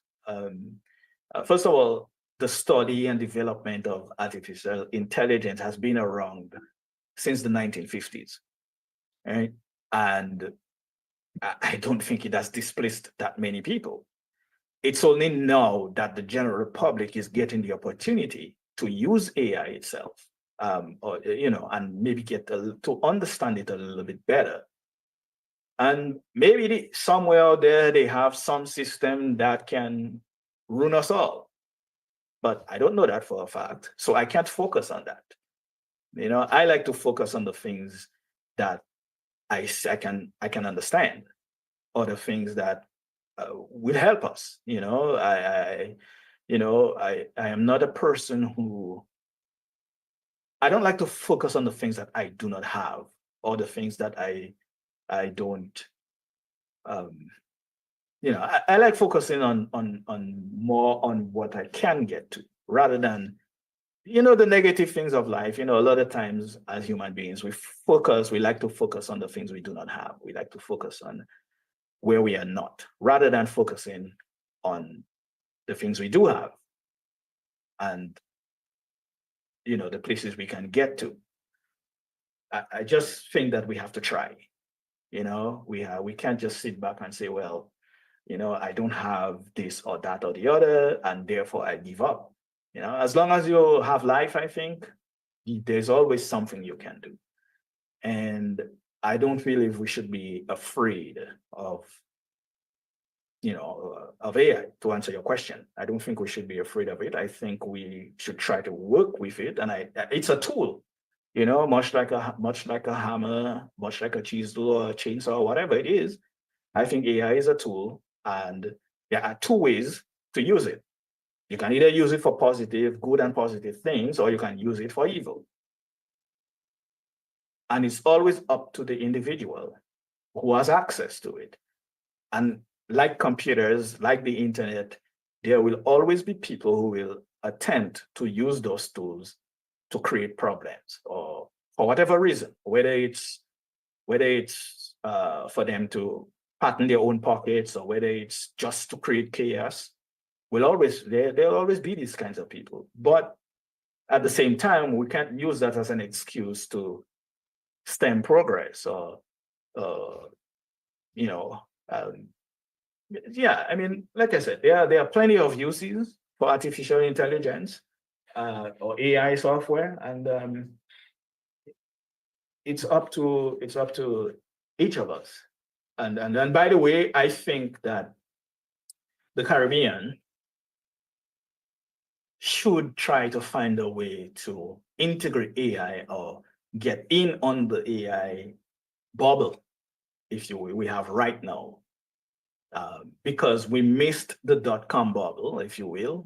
Lots of countries got rich, lots of individuals got rich during the 90s, during the .com bubble, and the Caribbean missed it. And I'm hoping that this time around, we have some people who are, who are working in the AI field, who are working in the IT field, who see the need, and our leaders, I hope they take the opportunity, bring in people who can do this kind of work, who have the skills and the education, if you will, as well, to integrate AI into Caribbean life, not just Dominica, but the whole Caribbean. So how much are you involved in developing that software? I am a user of AI. Well, so like I said, GN Enterprises, we have some software, we have some plugins that for WordPress websites and so forth that we do. We do use AI, or developers use AI in terms of not to develop our code, but to look over it, to troubleshoot it. And that has been extremely helpful, because any software developer will tell you one of the most frustrating things is when you develop a piece of code and it works today, and then the next day you come and it's not working, or it's not following the function it is supposed to. It's not providing the result it is supposed to provide, and then you got to go look through the code to find what the problem is. Sometimes it's almost impossible. Well, it's difficult to find it. Sometimes it's a period out of place, or a semicolon out of place, or whatever the case may be. But with the help of some AI tools, we are able to cut down our troubleshooting time by almost half, because the AI can find issues in the code that it would take human eyes much longer to find. And I think that helps with efficiency and turnaround. Get your updates out there much quicker.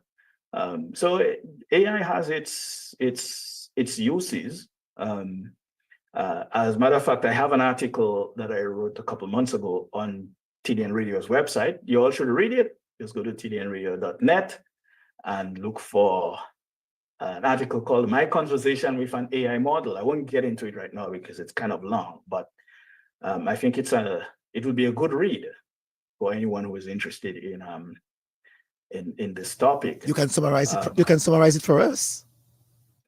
Essentially, so when Meta released their latest model back in August, I decided I was going to have a conversation with the AI. And so much like you and I having a conversation, it's not voice, it's just text back and forth. So basically I started the conversation by asking the AI a few questions, and the answers, it seemed like I was talking to another human being. Obviously, those are the answers the AI was trained to give, based on the question. Whoever trained it said, well, if someone asks this question, then this is the way to respond. But it's a computer, so it doesn't have any emotions. All it does is it just repeats the facts that it has been given. And so one of the questions I asked the AI is this: whether human beings should be afraid of AI. And it responded by saying, while AI has made tremendous progress, humans should not be scared of AI. Itself, however, it's natural to have concerns and uncertainties when facing significant technological advancements. And this is fundamentally true. People who, for example, work in manufacturing in the United States will tell you that when machines were introduced into manufacturing, like auto workers or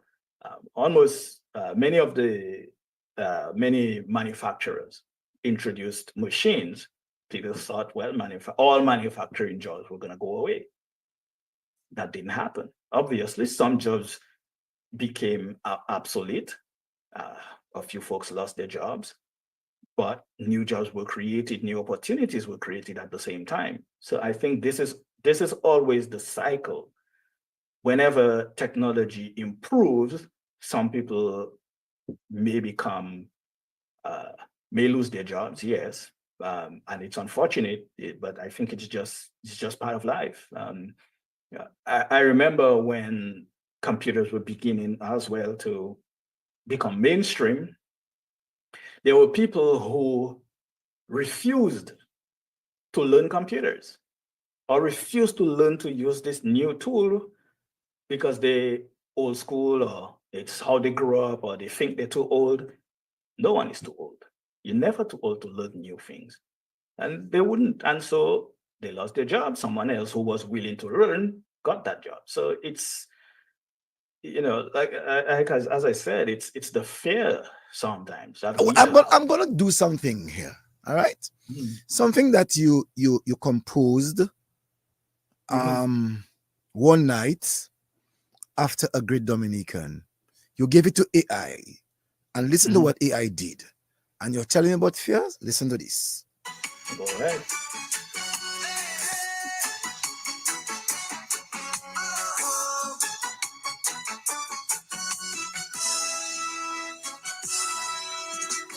They're jumping high in the Paris air. Dominic her eyes will sing without a care. Gold, she grasped with strength and might. Triple jump into victory, what a sight. First gold medal, she brought it home. In the city of love, she shone and roamed. Pride and glory in every leap. A legacy of dreams, she's so deep. Oh, see her love on the golden queen. Jumping for the flag with a heart so keen. Paris, skies witness the tale. Dominica shines, victories prevail. Oh, oh.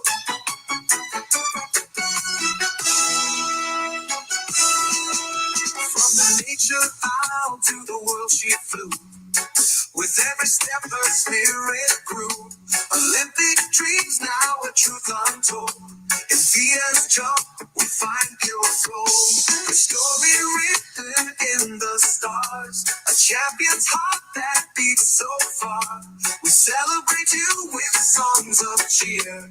Feel upon you conquered fear. Oh, feel upon the golden queen. Jumping for the flag with a heart so keen. Paris, skies witness the tale. Dominica shines, victories prevail. From the nature out to the world she flew. With every step her spirit grew. Olympic dreams now a truth untold. In Via's jump we find pure gold. Her story written in the stars. A champion's heart that beats so far. We celebrate you with songs of cheer. Feel upon you conquered fear. Oh, feel upon the golden queen. Jumping for the flag with a heart so keen. Paris, skies witness the tale. Dominica shines, victories prevail. Golden moments we cherish so. Feel upon forever we know. Olympic triumphs you define. Dominican pride, your light will shine. The world watched in awe as she took flight.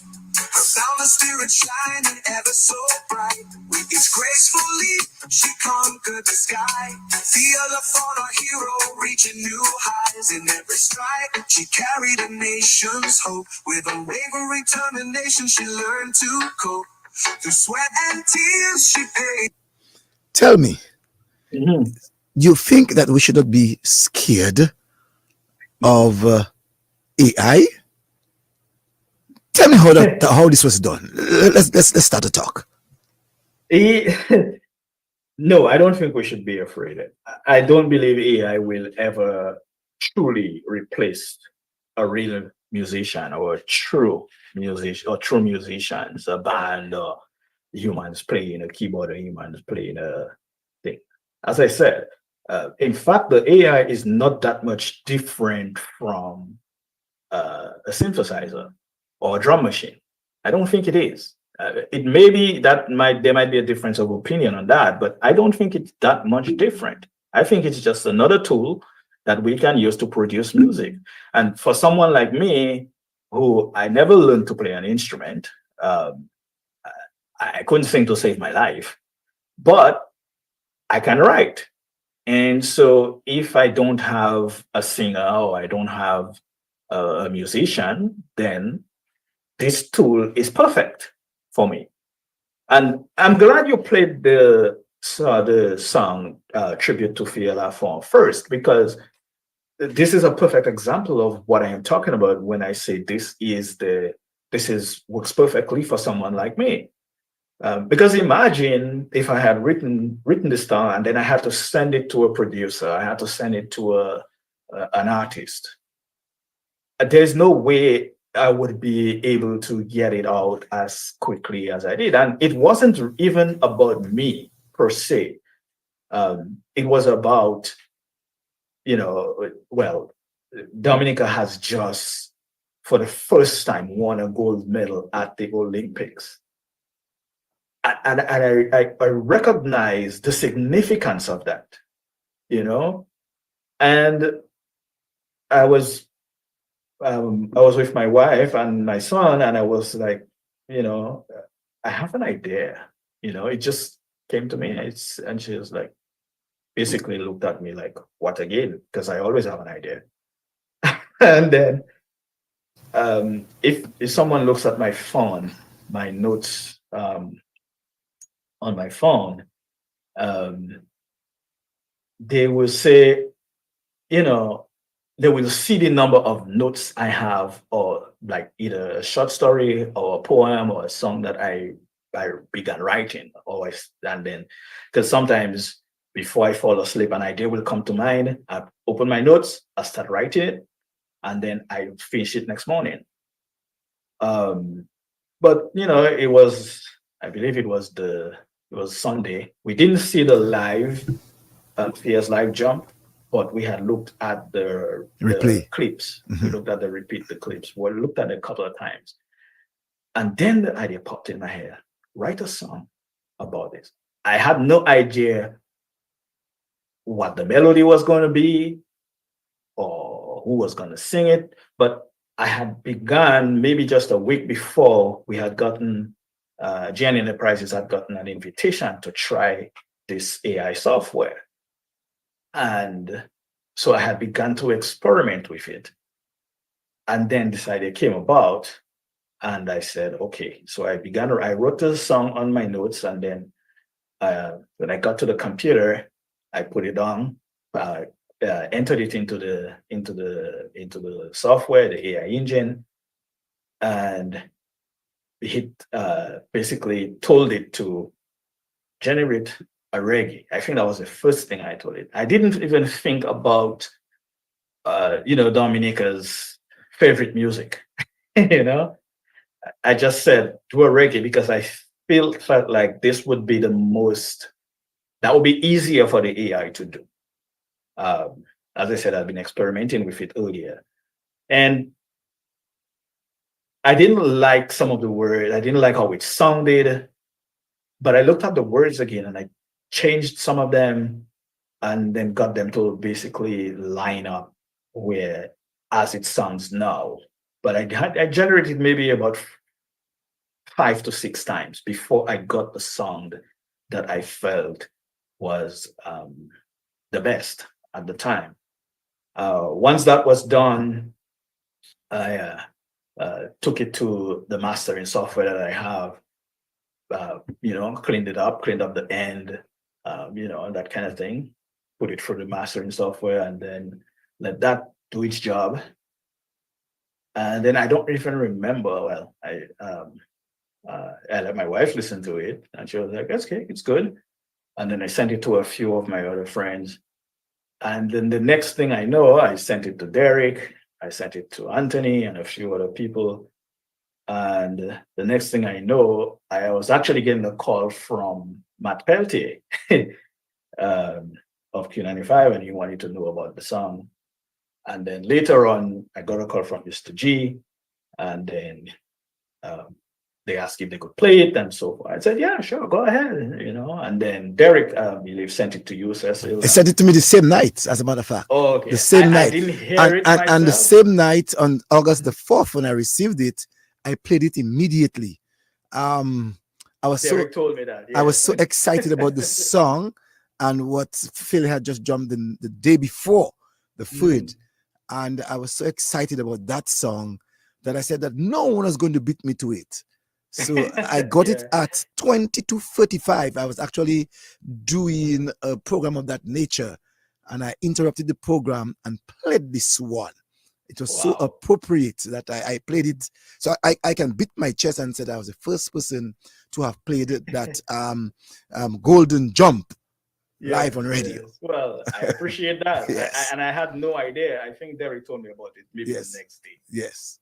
that you guys played it. And then I Mhm. also was told that Kyrie, the other station, Kyrie FM, and Hmm. so forth. But, you know, as I said, the song really wasn't about me. It was just, I just wanted to do something to celebrate VLFR's historic win, you know, being Dominica's first gold medalist. I mean, there was no, I guess it was the right time, the right place, the right opportunity. And sometimes this is how it happens. You know, you have to, I guess you got to be ready for it. And what I like though, in all of this, and I'm doing this because people need to know of our own Dominicans who are out there doing their thing for Dominica and for the rest of the world.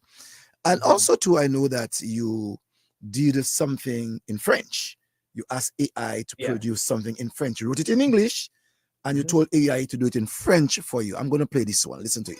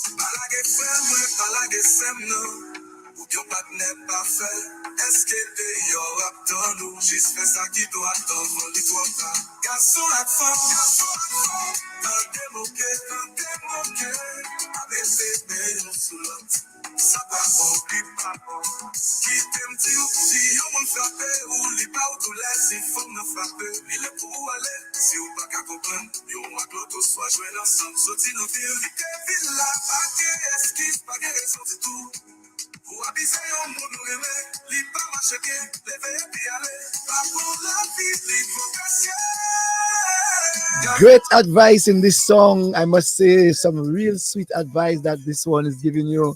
telling men like women, don't take advantage on each other. If it can't work, you can best you walk out from each other. Really powerful song, Sam. This one. Yeah. So this one I actually wrote back in 2022. Um, it was actually inspired by the death or the alleged murders of two of our wonderful Dominican ladies by their romantic partners, allegedly, I guess. And, you know, I, I guess just hearing that kind of news and knowing that it has happened in the past, and I just felt like, if if you're in a relationship with a person and you all can't get along, I don't see why you should be abusive. And the song is actually I originally wrote it in English, and then I thought, I think it's song better if it's in Creole. So I had translated it into Haitian Creole. I just felt it would sound better as a compa. I know it might be a little bit limited and some folks may not understand, but the English translation is there. So, if you want Easy. that, you It can get says it. men and women stop Mhm. domestic abuse. It's no good. The woman giving you trouble, she makes you angry. Don't beat her up. Don't abuse her. If you can't talk, go take a walk. Pray to God. Take a moment and think. Life is good. Men and women, listen to me, okay? Don't put hands on one another. That's not good. It's not good. Verse 2 says, woman, do the right things or do the right thing. You're inviting problems. Don't raise your voices at a man. Don't call him names. You don't break his heart. Woman, don't hit no man. A man is not your child. Men and women, listen to me. Don't put your hands on one another. That's not good. It's not good. Nation, we would do everything we can. Society, we must do all more to end this nasty habit of people beating people. Even if the woman leave you, your heart is broken, you just can't take her life. What a beautiful song. Listen to this song in French. It's really appealing. Yeah, it's, and and then it goes on to say that, and when I say women do the right thing, that is not to say in any way that or blame an abuse victim. So if anyone is thinking that, it's just to say that we all have to respect one another.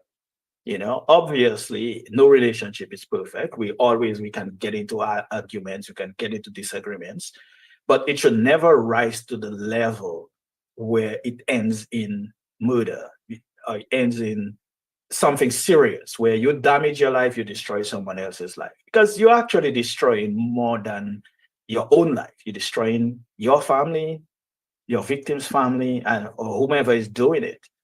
And Cecil, an interesting statistic, and this comes from the United Nations: 1 in 3 women and 1 in 4 men will be or have been in an abusive relationship. And that is just to me, that is too high of a statistic. It is even worse when you compare it to a country like Dominica with a small population, right? And this is data from around the world, and that is today. And that means that you and I, as we speak, know somebody, or yeah, or maybe acquainted with someone, or who is or will be in a such relationship. And to me, that is just extremely sad and dangerous. I mean, how do you, as further down the verse, the song says that if you're a man and you are being abused, don't be afraid to or ashamed to seek help. And this also takes me to one of the things that TDN Radio does is we like to look at some of the uh, the, um, the days that are observed around the world according to the United Nations, like, World Rivers Day, for example, or we domestic days talking about against domestic violence.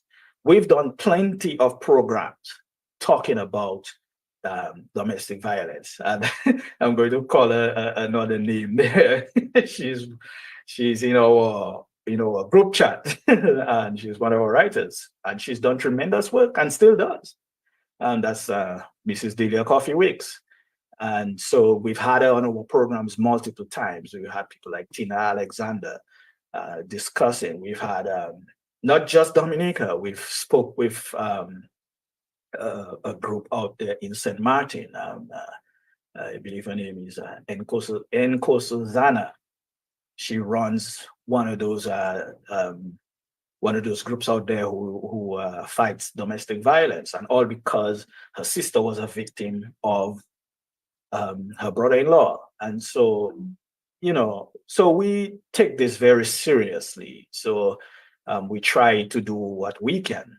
And that is why, I believe that say what you want, but AI is dangerous, and that is, and I really want to prove that for myself. And I said, Sam, I have written a number of poems. I'm going to send for you 5 of them, and choose one and create a song for me. And when I got this, listen to this. Just thinking of the dawn makes my body quiver. Why aren't you here to shine your light on me? I hear no sound if it's not your melody. When darkness comes, I call out to you. Sad to say, there's no answer, 'cause you're not here with me. Just give me one night, a night to talk, a night to touch, a night to love, a night to let you know that I'm here for you. The nights are cold as the winds blow, fluttering my life in so many directions. I receive constant clotting blows, causing me each time to utter a piercing cry. The wall is my lover, the bed my company. The darkness envelops me, taking up no space. Just give me one night, a night to talk, a night to touch, a night to love, a night to let you know that I'm here for you. The nights are cold as the winds blow, fluttering my life in so many directions. I receive constant fire blows, 'cause I need just one night to hear the sweet tone of your voice. One night so we can explore, breaking the bricks of emotion. I need to get rid of this darkness, those lonely nights, forcing me to feel the empty air. If your name is love, then give me that one night, a moment to feel your love over and over again. Just give me one night, a night to talk, a night to touch, a night to love, a night to let you know that I'm here for you. Your presence must fill this place. Now your absence makes it feel so empty. Please shelter me under your love and make our home again. Just give me one night, a night to talk, a night to touch, a night to love, a night to let you know that I'm here for you.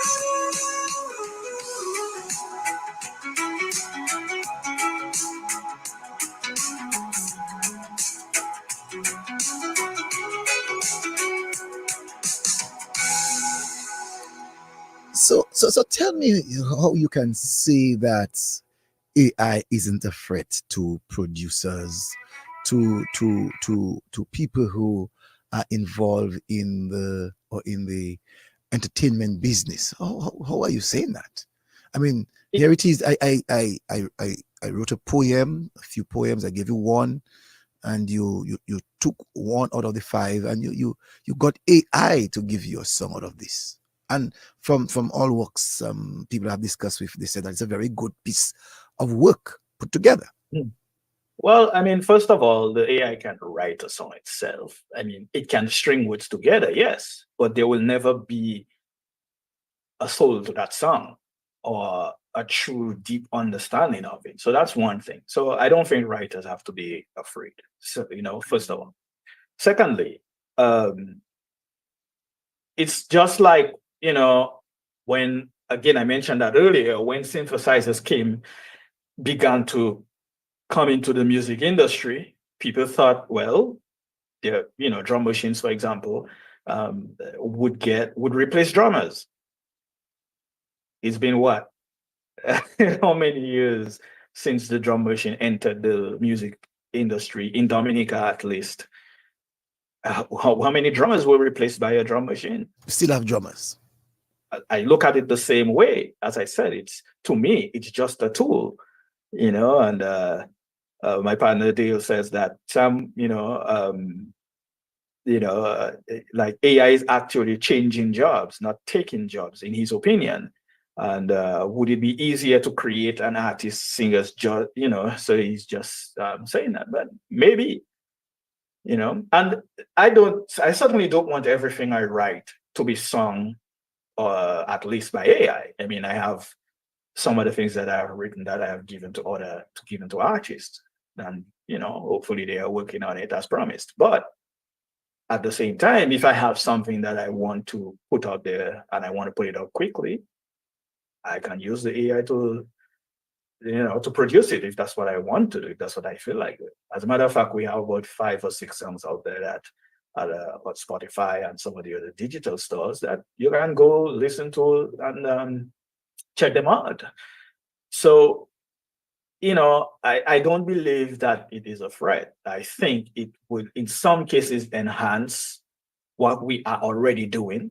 I have seen that in terms of how we work as a business, and it will also enhance. It may replace some jobs, but I think Dale is actually right. It will change some jobs, but I don't see it as a threat in terms of the economy. I believe it will build a new economy. In fact, Cecil, as a matter of fact, let me go back to the article I was talking about earlier.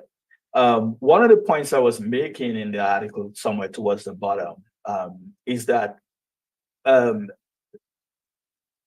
that in agriculture, for example, AI-powered farming equipment could offer Caribbean farmers, potential to maximize their crop yields, improve resource management, and adapt to climate change. As this is one of the things that we are concerned about. As a matter of fact, AI in agriculture, in the agriculture market, is projected to reach $4.7 billion. That's billion with a B, by 2028.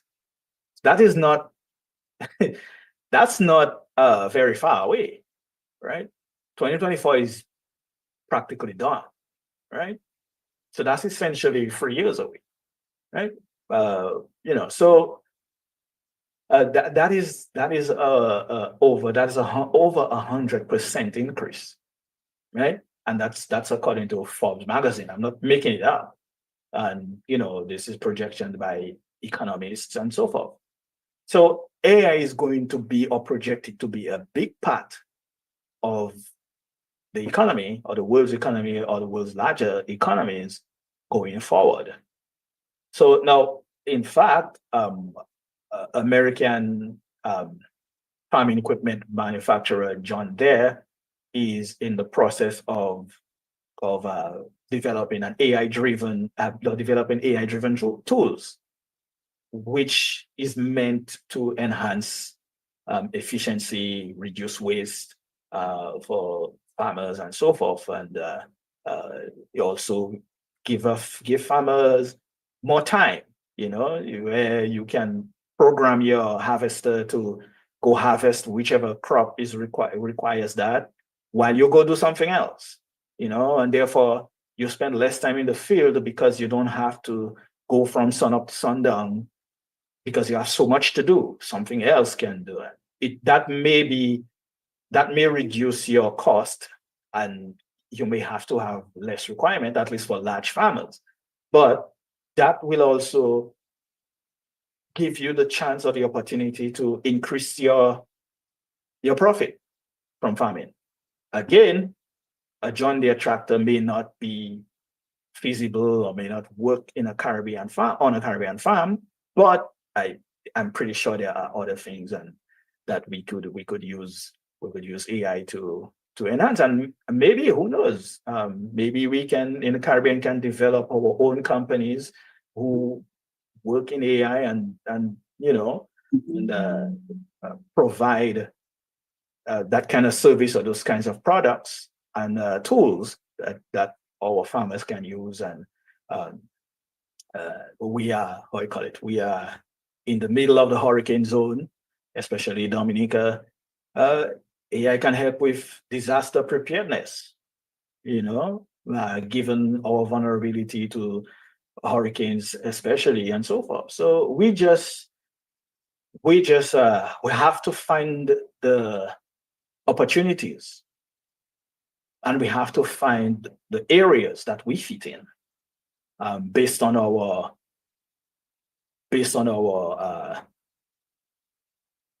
who we are, essentially, based on our culture, based on our terrain, based on, and as I said, everything may not work for us in the Caribbean. Everything may not make sense for us, but I am pretty sure that there are things we can find. So let me ask you, Sam. For us. Let me ask you, Sam. How much did Clifton Divinity College prepared you for that world? I don't know. If Mr. Bruni was alive, maybe I would ask him. I don't know. I mean, like I said, I think that a lot of times you draw back on where you came from, and it may not even have anything to do with school. It may just be the people you grew up around.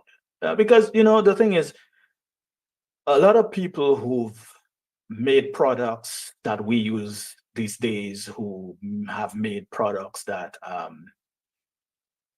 that we love, or we almost can't do without. Some of them didn't finish college, or but they had an idea and they had the financing, they had the skills, whatever it was, to develop some of these products, and we are using some of them today, including right now. So it's not necessarily always about school, but I think sometimes it's about the imagination. Maybe the sec that you built, the truck that you built, riding the sec that you had in Grand Four, helped in also building your mind and your resilience. Yeah, I think developing the mind and imagination is important, because I think that without imagination, we really cannot do and create anything, because I think this is where creativity comes from. And if you have imagination and creativity and you want to build something, then you go find the knowledge to build that thing, whatever it is. As human beings, I mean, we are the only species on this planet who has the ability to think critically and doesn't move by solely on instinct. An animal, a goat, for example, would just do what goats do. They can't think, they can't write a symphony, they can't write a song. They're just gonna do what a goat does. But a human being, we can think critically, at least when we make up our minds to. And we can develop something, we can get an idea, even if we don't have the technical know-how to create whatever it is we want to create or we imagine. we probably know somebody or somewhere we can go or talk to who can say, okay, this is a good idea. I can help you to do this. You know, I mean, this is how, innovation came into being. You know, someone had an idea and they worked with someone else to make it work. So how much are you You know? prepared to give back to Dominica in the development of the AI world? I'm here, man. Just call me. I can give back from what I have, the knowledge I have. I don't know everything, I'm still learning, so wherever we are, whatever it is we want to do, I can assist. I am ready. I'm willing to assist in those areas, as well as plenty of other folks I know who are interested, who want to give back to Dominica, and not just in AI, in everything, in every industry. Dominicans are in almost every industry, and we can find we're Dominican scientists. I actually have a cousin who is a chemical engineer. So we have plenty of people who are ready, willing, and capable. I think sometimes, to be quite honest, I think a lot of times we fail to embrace our own people. Sometimes we are happy when a Dominican does something out there, and we get to claim them, and we get to write them in our newspapers and say, hey, this is a Dominican. We are proud of that. And that's great. Just hold your foot a while, please. I like that point you're making, but someone is on the telephone. Good evening to you, caller. Good evening, Sam. This is Steinberg. My brother Stein. I've been listening to your excellent contribution. Good evening, Cecil. Good evening, Dr. Stein. I was just a simple question. I'm just teasing you because we've had so many conversations before. I just wanted to ask you, as an expansion to what you've been saying, how does your Christian life, your belief, your spiritual well-being, I know you are founded and grounded seriously, how does that contribute to the development of your imagination? And just how does your Christian life contribute to your productivity in general? It would be nice to add that to what you said so beautifully before. Thank you, Cecil. Thank you, Sam. I'm listening. Have a good night. Thank you, Dr. Stein. Yes.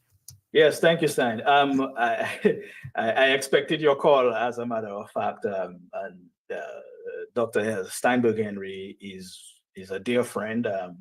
As he said, he and I have had many conversations about different aspects of life, and Stein is actually also one of my inspirations in terms of media. I mean, I have hosted a few programs on TDN radio, and that voice of Steinberg Henry, that that confidence, his general ability has always been an inspiration to me. And so to answer your question, Stein, it's very important. As you know, like I say, we and I have had many conversations about this. I think it's very important because it's part of the inspiration. Sometimes if I'm working on something and I feel stuck or I am not sure which direction to go, I open the word and read a verse and, forget about what I was working on. And then when I come back, I am ready to go. It flows. So whether that serves as more of a distraction from, sometimes when you are focused on something, you can get stuck, or you can get missed on, or you can miss where you want to go. The direction you want to go can sometimes be confusing, or but if I open the word and I read a few chapters or I read a few verses, then I can go back and complete.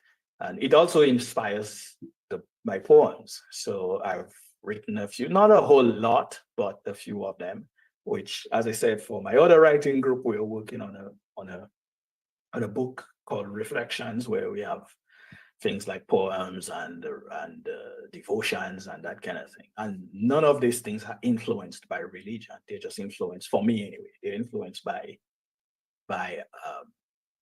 reading the Word of God, and which I believe is truly the Word of God, as I mentioned before.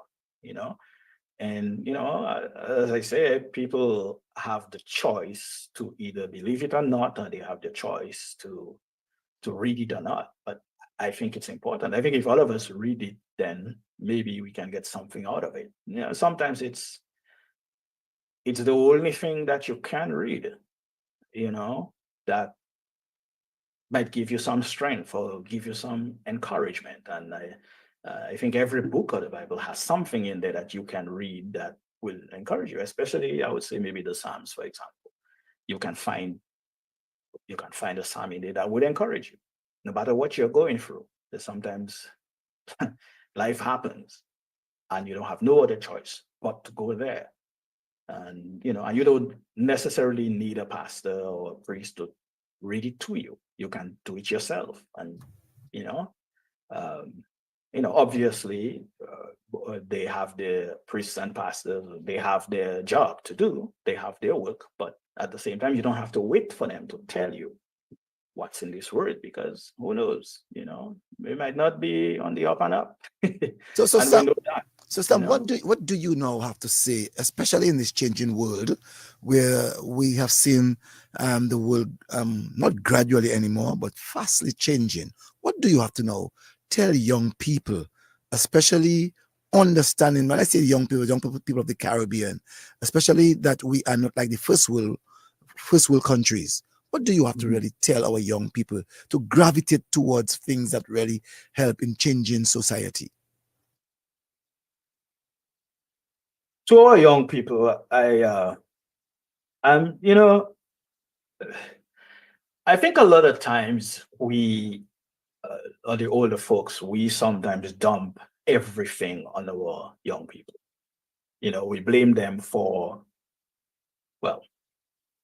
everything sometimes. We tend to forget that all young people or behave the way they were raised. They sometimes, sometimes it's not necessarily on them. It's just what they've seen. It's just, and whether that is, one thing we won't get into is politics, but I think sometimes the politics of a nation, and it starts with leadership, at the top. Our leaders set the tone for our nation around the world, right? Whether that is our politicians or those in civil society, whatever the case may be. So this tells our young people how they should behave. And again, it goes back to my earlier point that children rarely do what we tell them to. They do what they see us do. They follow our examples. And so I would say to our young people that what they need to do is look for good role models. All right. If you're in school and your school has things like 4-H club, or join the 4-H club if you can, or and some of these clubs I didn't get the opportunity to join, but I still had people around me who were members of the 4-H club or members of the JCs and this thing. So you can find groups, or you can find things, even if you can't join the JCs, or you can't join any one of those larger clubs. You can find friends, find people who are like-minded to you, and then maybe you can find yourself on a different path, and I personally do not believe that we as a society have to wait for the government to do everything for us. I believe the government has a responsibility, and that's anywhere in the world, not just Dominica, has a responsibility to create the opportunities that our young people need to put them on the right path, the direction where they can either create a business or they can get a job or whatever it is that they want to do or they need to do, because they are the future. We won't be there forever. So we have to groom and create a society that when we leave this earth, we've left something behind, that we're not leaving them in extreme debt, or we're not leaving them in extreme poverty and a society that's decaying. So we have to, it's our responsibility to give them the tools that they need and point them in the right direction. Obviously, everything I just said is not easy, obviously, right? So, but we still have to try. We still have to put things in place. Government has to make sure that the nation or young people are educated. But once education is over, what's next? And for a country like Dominica, where almost everyone ends up these days leaving the island, whether that's to further their education or not, then they don't return. I mean, I know people who left Dominica, went to school in the United States and came back and contributed and then left again. So we have to, like I said, we have to put things in place where everyone doesn't simply want to leave, And obviously, people will have different reasons for leaving. That's fine. That's understandable. But at the same time, if everyone leaves, then what's next? Will we have a country again? So, Sam, in reference to the changing world that we have witnessed, we have seen computers. Yes, AI is another graduation of computers. Where do you think, as developing countries of the region, where do you think that we are placed, that's Dominica, where do you think that we are placed in the rest of the region, knowing the fast improvement of the world? I'm talking about the first world in reference to AI. Where do you see Dominica? Well, Dominica, we have some brilliant young people. We have some brilliant people. I mean, as you know, we have people who have traveled and they work in some of the larger companies across the globe. We have, so I think that we have to work with not just government, but businesses and even NGOs. We have to, and we can find a way. We can find the ways. I don't have all the answers. In fact, I don't have any answers. I just know that we can find a space to fit ourselves in. But the problem is we can't wait. We can't drag our feet, and we can't wait for it to come to us. And that's, to me, is life. Like in anything that you want, you cannot wait for it to come to you. It's not going to. It'll pass over your head. It'll pass and wave you bye-bye. But if you want it, you have to go get it. And I think the same is true for individuals as well as society on a whole, as well as government. We have to invest in our future. And you said Dominica specifically, the government of Dominica has to invest in our young people. It has to invest in today, in the present. Now is the present. Tomorrow is the future. The future is not 10 years down the road. The future is when we go to bed tonight and we wake up tomorrow morning. That is the future. The future is even the next hour from now. People tend to use the word invest. What do you mean when you use the word invest? Whatever that entails, whether that is financial investment, whether that is mentorships, whatever it is. One of the things I did, Cecil, after I finished college, I didn't have a job yet. So I went to the youth division, right? I don't remember how long the program was. That's Jose Pascal, Pat Silita, and these folks, they were still there at that time. So as a young person at the time, I had that. I had that option, So even if I had the skills, I had gotten those, developed those skills and the training at Clifton UPenny, I still didn't have a job yet. And one of my first jobs I got doing electrical work was because Patsy later told me where to go, you know? And so we have to, again, to beat up on the word invest, we have to invest in our society. We have to invest in our young folks. We have to, and whatever that that investment could be trust, right? It can be trust. It can be, it is whatever it takes. And I am sure that the powers that be would know where to go, because would know what to do. I'm not a politician, so I don't know how these things work, but I do know that there are things we can do right now to encourage our young people. Like I said, in fact, I started my first business. I was barely 20 years old, right? But so we don't have to wait for the government to do everything for us. We need them. We need our leaders. And this is the reason why they were elected, to put the things in place that we need because we are a nation. We're not an island where people just bought the island and everybody just running around doing whatever they want. We have a land that is a country. It's a nation. And who runs a nation? The government. So that's part of their role, to make sure we have the things in place where we can be self-sustaining. And I don't think you need to be an expert or you need to be a political scientist to figure that stuff out. I just think, to me, that's just common sense.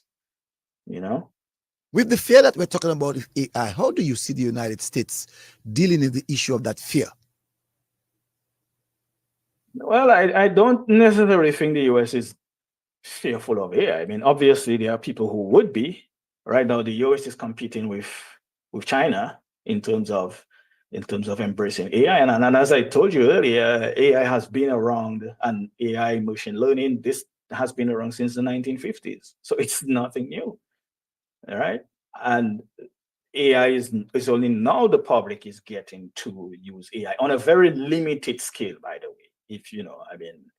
I am sure that the government has larger uses and has made greater progress with AI than the general public.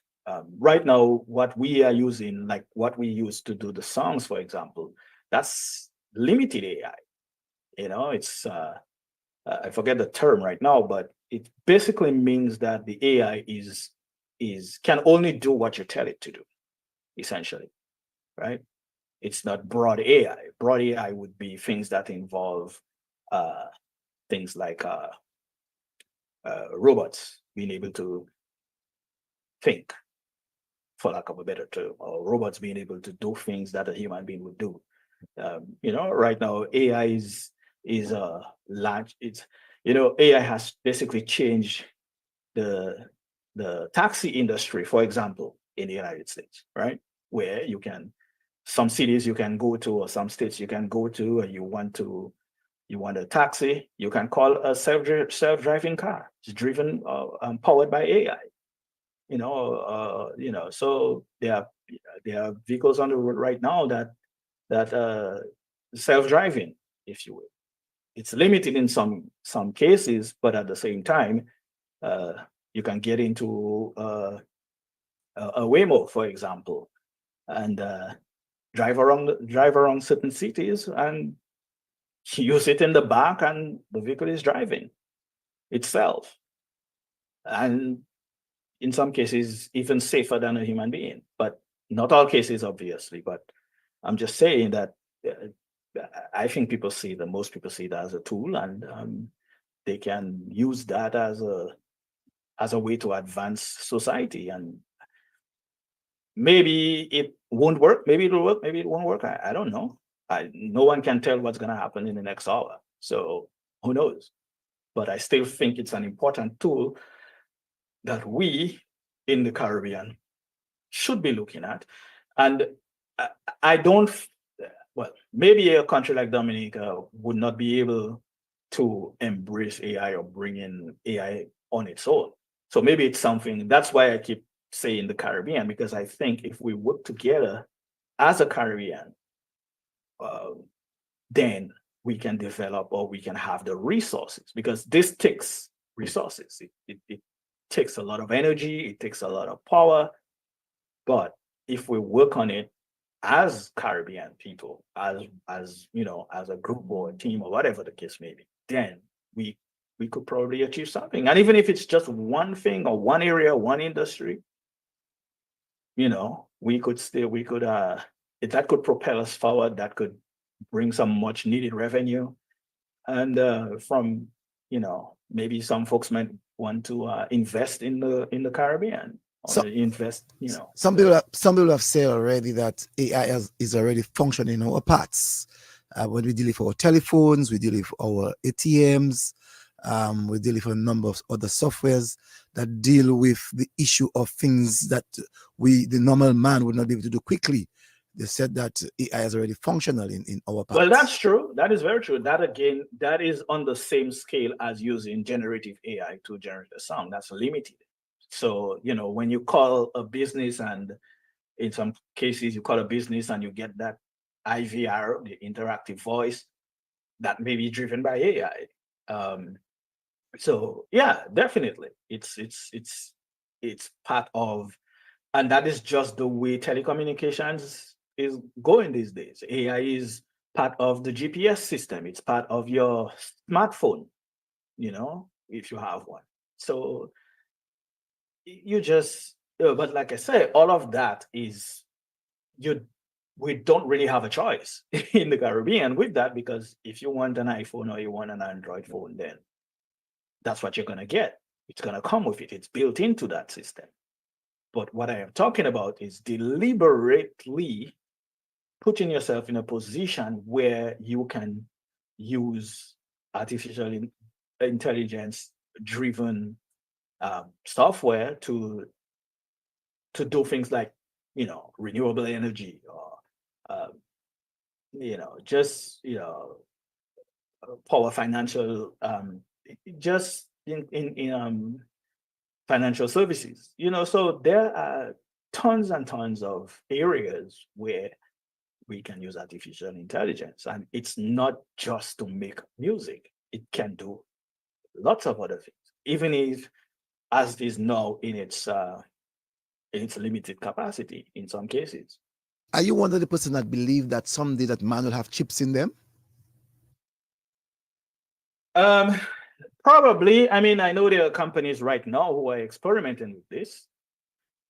I wouldn't be one of them for sure, but I don't, I don't think I would want to have, I wouldn't want to be a cyborg, if you will, but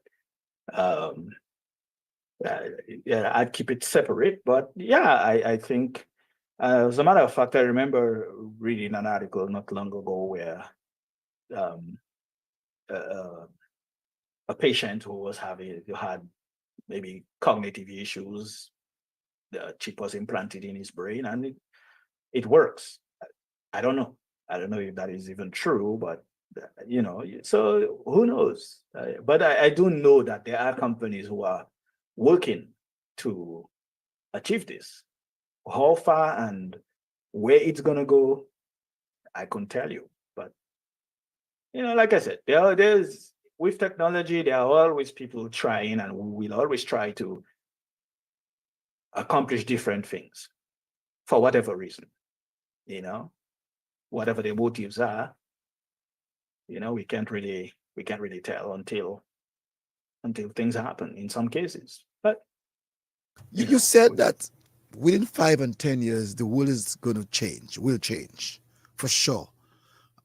If the Caribbean do not find itself in alignment within that period of time, what do you think would be the Caribbean like?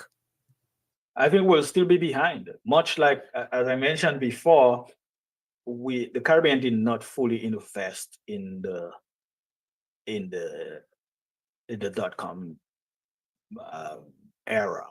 I don't believe we invested enough.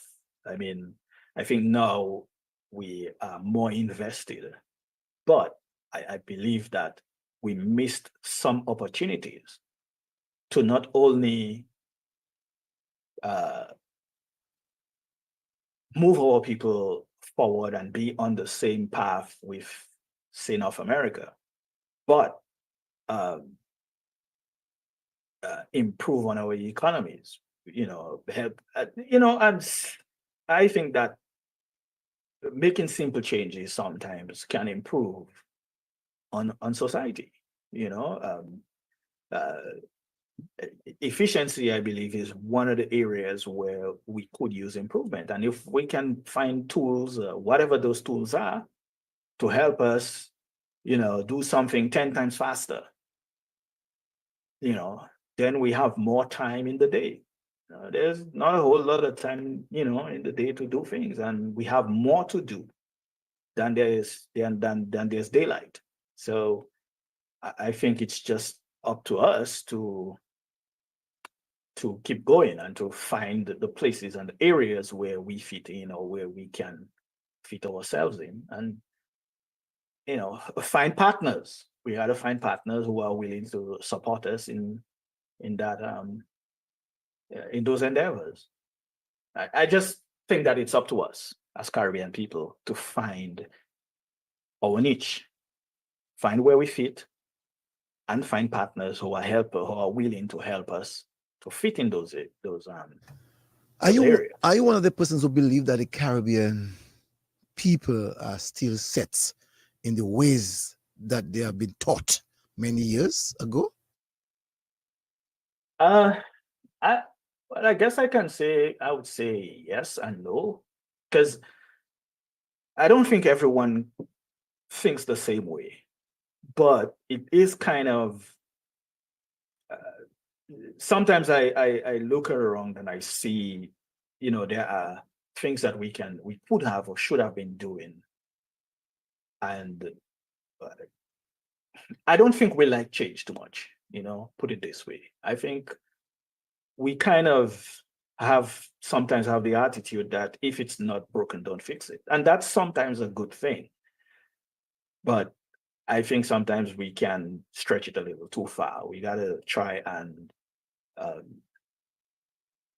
that term, set in your ways. I think sometimes we set in our ways and we don't want to change how we've been doing things. Well, we've been doing it this way forever and it works that way. So, we are just going to keep doing it that way. But sometimes that may not be the most efficient way to do. And whatever it is, it can be anything. It can be in any industry.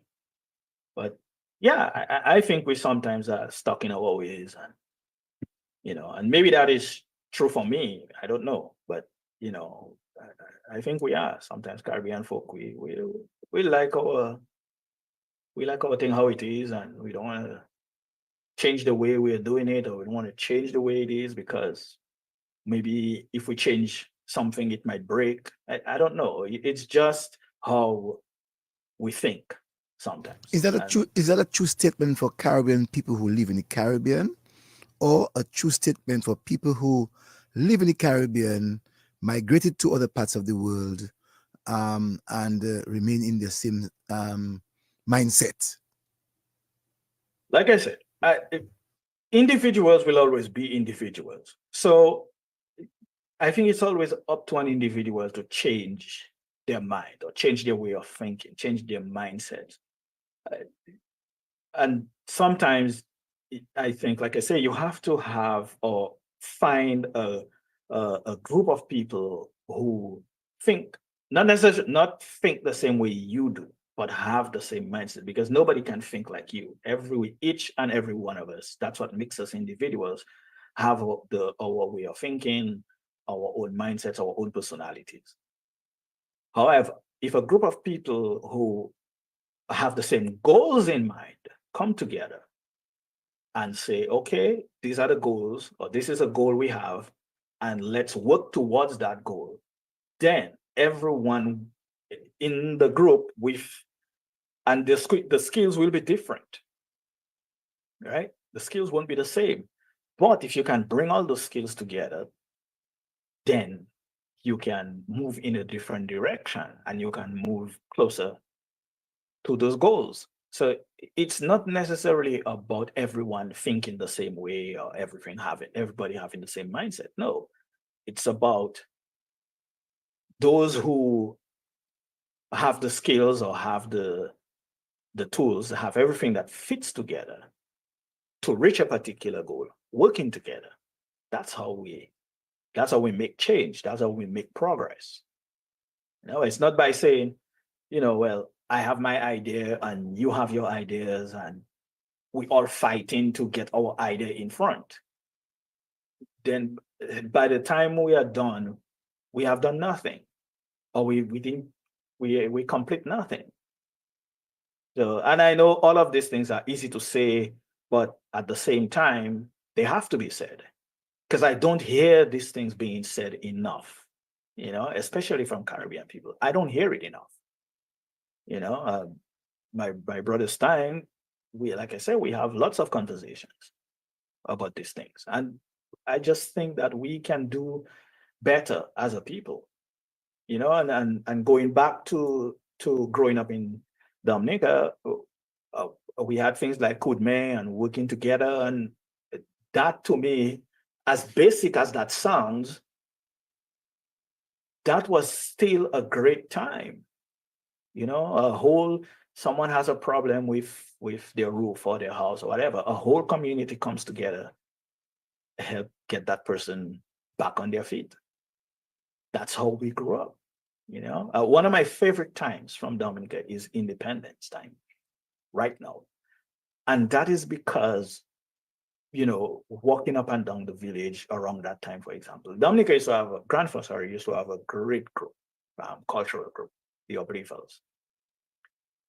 And I used to be so proud and so amazed by their talent, dancing our cultural dances and so forth. But then after the original founders of the group sort of got older or left it disappeared. And same for many groups around the country. I don't know the reason why, but I just think that we have to keep moving. We can't remain stagnant forever, and we can't have the same conversations over and over again and nothing changes. Me, I'm a person, I don't like to talk. I'm here right now talking, but I like to do things. I like to see things happen. I like to see things being done. Because, we can talk from, as we used to say, January to December, but talking alone changes nothing. We're just talking. You got to talk and put in the effort. Your favorite time of the year, you said, is Independence. Mm-hmm. What in Independence made you, Sam, the person that you are? What inside of Independence made you? What you take out of Independence, that really help in cultivating the Sam that you are today? As I said, watching the Grand for Cultural Group, take pride in our culture, take pride in our cultural dances, take pride in representing village, and I just love our culture. I love our music, all of it, right? One of the things as TDN Radio's managers, I ensure is that we play Dominica's music all year round. We don't have any seasons. Obviously, during Independence time, we focus a little bit more on the traditional cultural music. But I just love our culture. I love our music, all of it. Someone said, Sam, as Miranda Harris said, I do believe that our priorities need to be explored. You believe so? Mm-hmm. Oh, definitely. That's a good point. In everything, we, Cecil, you would know that, in our lives, we are taught to prioritize, right? Or another term is get our priorities straight, right? And we have to do that from as an individual, and we have to do that as leaders, as members of society. Because if you don't know what your priorities are, then how do you decide what you're going to do first? Because how you start your day decides how your day is going to end to a certain extent.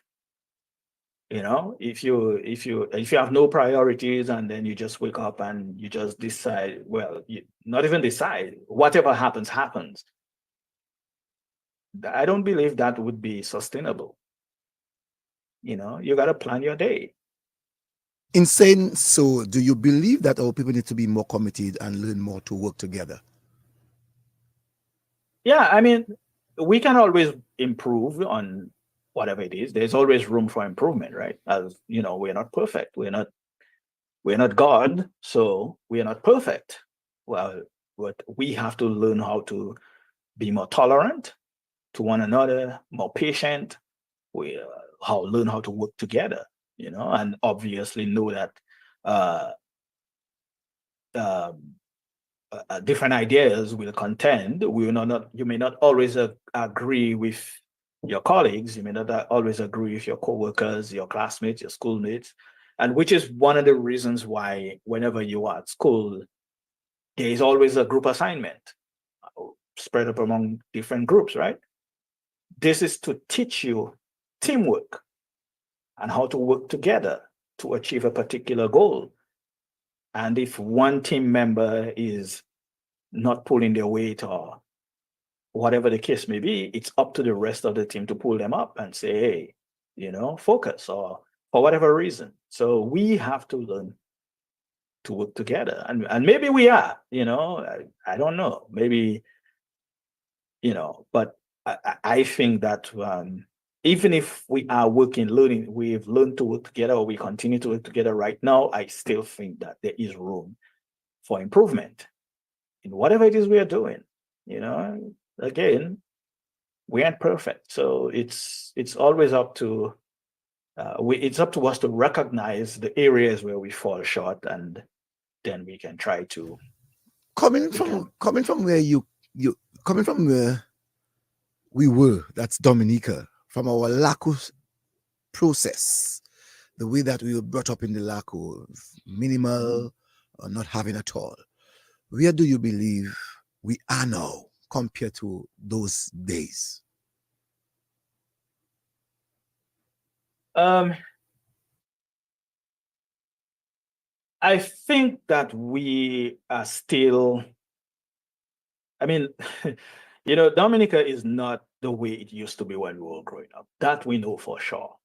And maybe that is true for the rest of the world, where, you could leave your entire house open, for that matter, and go to the garden and come back and still find your valuables in your house, right? There was a time that's how things were in Dominica. So the world is ever changing, right? And nothing remains the same. The one constant that's we have in life is change. Sometimes it's forced on us. Sometimes we don't have a choice, and sometimes we don't want to accept it. But that's the one constant that we have. So we have to learn and recognize where we are, what's changing, how it's changing, and what are we going to do about that change, right? If it's good change, do we accept it? If it's bad change, what do we do about it? And I'm talking, sometimes there's a rise in crime, sometimes there's a dip in crime. So we have to look at, well, when there's a rise in criminal activity in a society, what's the cause, right? What are the causes? What are the factors driving this? I think that's how we have to look at these things, right? We have to figure, and then once we know, and it's always never just one thing, it's always multiple things. But I guess the place to start would be to figure out what is more likely to drive up crime, for example, right? Is it unemployment, right? Is that a driving factor? Some science studies say yes, that is whenever there's high unemployment, the crime rate rises, right? But what do we do about that? And I think those questions should be asked of our leaders, the ones who are charged with leading our society.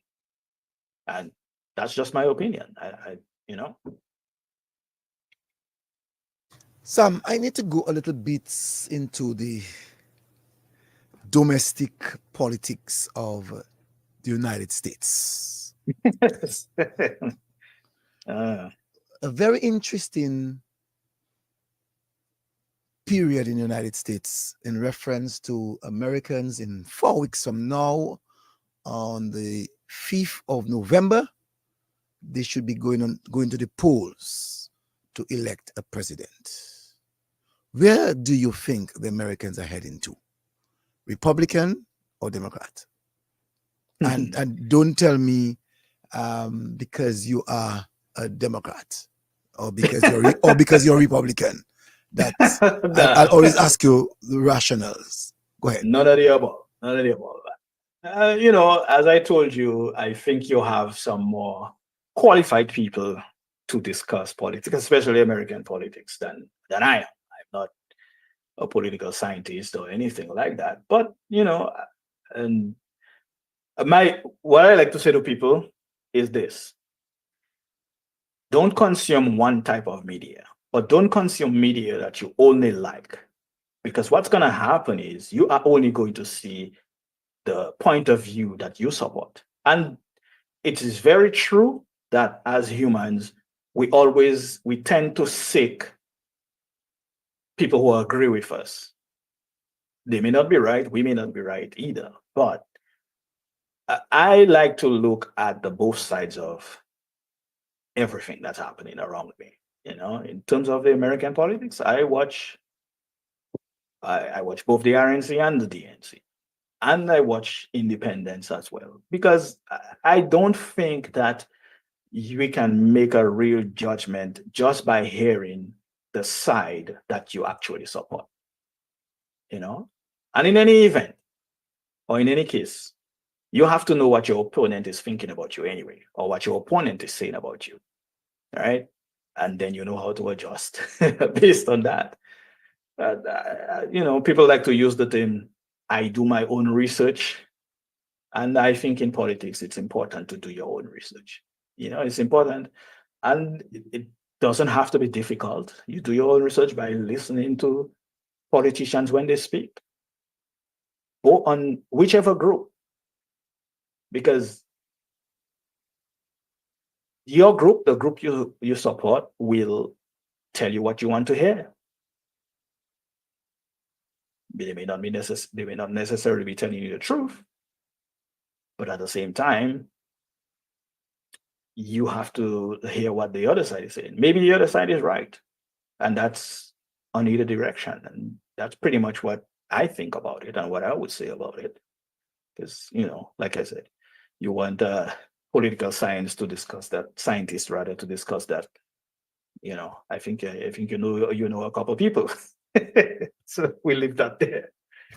No, Sam, in reference to the system of election in America, us, the people in the region, in the Caribbean region, are of the belief that we have the people in America voting first past the post, like how we do it in the Caribbean, first past the post. And we were surprised when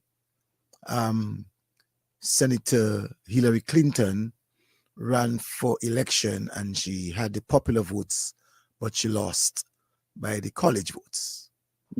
How does that work? Help us to have a greater understanding. Basically, Americans directly elect their senators and congressmen, right? But the presidency is a little different. We don't directly elect the president. So which is why it has happened a few times where one person wins the popular votes, but loses the presidency because they didn't win enough. They didn't win enough electors to give them the electoral college, which is what it's called, which is 270 votes in order to become the president. And this is just a basic understanding of it. So, one of the things that I think is the president has an agenda, but there are not a whole lot of things he can do on his own. There are a few things he can do. He has some broad powers in certain circumstances, whether that's to issue executive orders and that kind of thing. But the next president can come and reverse that. So, there are certain things that he can do where he needs Congress to pass a law that he can sign. And even if he chooses not to sign it, which they call being veto it, if there are enough people in Congress, they can override his veto and then it becomes law. So I think it's a real complicated system, because then you also have the courts who can, Congress can pass a law or the state can pass a law, and the courts can reverse that, and it's back and forth, and it's all rather complicated. So it's not exactly the easiest thing to understand, but it's the American system. It's unique. It's different. You're saying it is American system and it is unique, and I'm just chuckling there, because when you hear the Americans sometimes speak like they have the best democratic system in the world, and here it is, you're saying to us that when people go out there and vote, the million of people who go out there and vote, they don't vote for the president. They vote for the Congress. They vote for the governors. That's what you're saying? Yeah, well, they vote directly for these leaders, but the national or the presidency is different, is slightly different. I mean, I guess you can say technically you are still voting for the president, but at the same time, not directly. It still takes, the president has to win enough electors in each state in order to reach 270. And it's not exactly simple. Like I said, I don't think it's exactly easy to understand, but that's the system. And currently, there are still people who are calling to abolish the electoral college for various reasons, obviously. But that's the system they have right now, and I guess it works for them. Sometimes it becomes marred, or it becomes confusion can happen sometimes, but it is what it is, right? Some people are still confused of the electoral college system. Yeah. Sometimes you hear that the Arizona is over that of other big states. Florida has much more electoral votes than that of California. So now some people are not aware that even in Washington is a district, it's not a state, and so their votes don't count. All of these things, a lot of people are not aware of how this process actually going through. And I think I'm going to make it my business before the elections to get someone to come on Talking Point or come on a program with me so that they can help to give us in Dominica and maybe the wider region, because there are quite a number of people who still believe in the United States that it's first past the post, like how we do. So a lot of people tend to think, okay, you go to bed this morning and everybody likes President Obama, they vote for President Obama, not knowing that, hey, that's not how it works. Yeah, I mean, even Americans, some Americans don't understand it. It's still to this day. I mean, even some Americans don't understand that the vice president really doesn't have any power. The only power the vice president has is the power given to him or her by the president.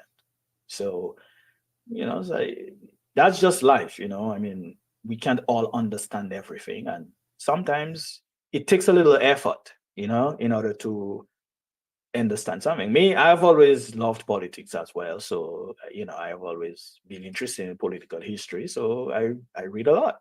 I find interesting things. I watch historical videos about politics and so forth. But not everybody does that. And sometimes I'm at my desk and something is playing on the TV and I'm just listening to it. But not everybody can do that. And so, it's just a matter of sometimes choice or opportunity. And I don't want to be a politician or anything like that. I'm not interested in that in any way. But I like learning new things. I like learning different things. But that is me. Again, that's just who I am. What's your Everyone view? else is different. What's your view on the morning of the 6th of November? What's your view? My view is Mm-hmm. somebody is going to be the president-elect and somebody will not be. So Someone will go home. Someone will go on to celebrate. where you're saying Americans are going to? I don't know. I can't predict the future. Middle is something says anything can happen, right? Yeah, and you know that with elections, anything can happen. A lot of Americans are always, I think they are obsessed with polls. Polls are not always right. Polls are not always correct. The polls were wrong in 2016, for that matter. Right? Just as an President example. Senator Hillary? Yeah, the polls were wrong. Yes. As far as the polls said, Hillary Clinton was going to be the first female president of the United States. But she got the popular votes. Circles. She got the popular votes. Yeah, but that's kind of irrelevant, right? Because only with the popular vote, you can't be president. You can't be president. That's correct. That's irrelevant. Yes. Right? So and the thing is, to me, polls are usually inaccurate because poll respondents may not always tell you the truth. Right? So they may tell you they support a particular candidate, but they support a different candidate because when they go in that voting booth, or even if they do support the candidate when you ask, things can change and they change their mind. It's always when they cast that ballot, whether it's on election day or whether it's early voting or whether it's a mail-in ballot, whatever the case is, it's only matters when the person puts that mark or whatever it is, when they select the person they select and say, yeah, this person should be president or this person, whatever the case may be. So it's always a matter of when the person makes that final decision, Someone said some states have more amount of electoral points than others. So if the president receives votes in the electoral states and has 270, that person wins. Another person said American politics is wishy-washy. The polls are manipulated. I live in Texas. I understand when we don't read, we lack of knowledge. We must read, and listen. Kamala must win, my vote will count. The person said Kamala must win, her vote will count. Well, I cannot tell you your vote will count. Are you going to be voting for a senator or a congressperson? No, don't get me wrong. Okay. Everyone's vote counts. Yes, everyone's vote. Yes. It doesn't matter. What I am saying is that, so basically, if you vote for whichever senator or congressperson, then that vote counts directly. Even if you vote for the president, that vote will count as well. That is how they arrive at the 270. Mm-hmm. The thing about it is, some people will vote for just the president, right? They will not vote for Congress, right? Others vote for Congress, but not the president. So it's just, again, comes down to the individual and their beliefs, right? There are times when the president one party has the presidency and the other party has Congress. There are times when one party has both are, both branches, with the exception of the courts. But there are times like the president will have both houses of Congress. That's what I mean, and that can help him or her pass their agenda much easier. Doesn't always happen, right? Sometimes, sometimes the president has both houses of Congress and still finds opposition in in his passing his agenda. yes. It's just I think it's an interesting system, as opposed to, say, Dominica. We know what's going to happen. One party has to win 11 seats in order to form the government, and we have 21 constituencies. So we know that is pretty straightforward, right? So it's a complicated, sometimes flawed, maybe always flawed system, and I don't think that any political system is impervious to manipulation or any kind of disruption or strange happenings. So you say that President Trump was wrong 4 years ago. Wrong.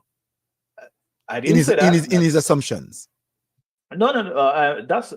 Oh, you mean? Well, no. Yeah, I mean, you mean 2020? 2020, yes. Yeah, he lost the 2020 elections. I mean, let me tell you something.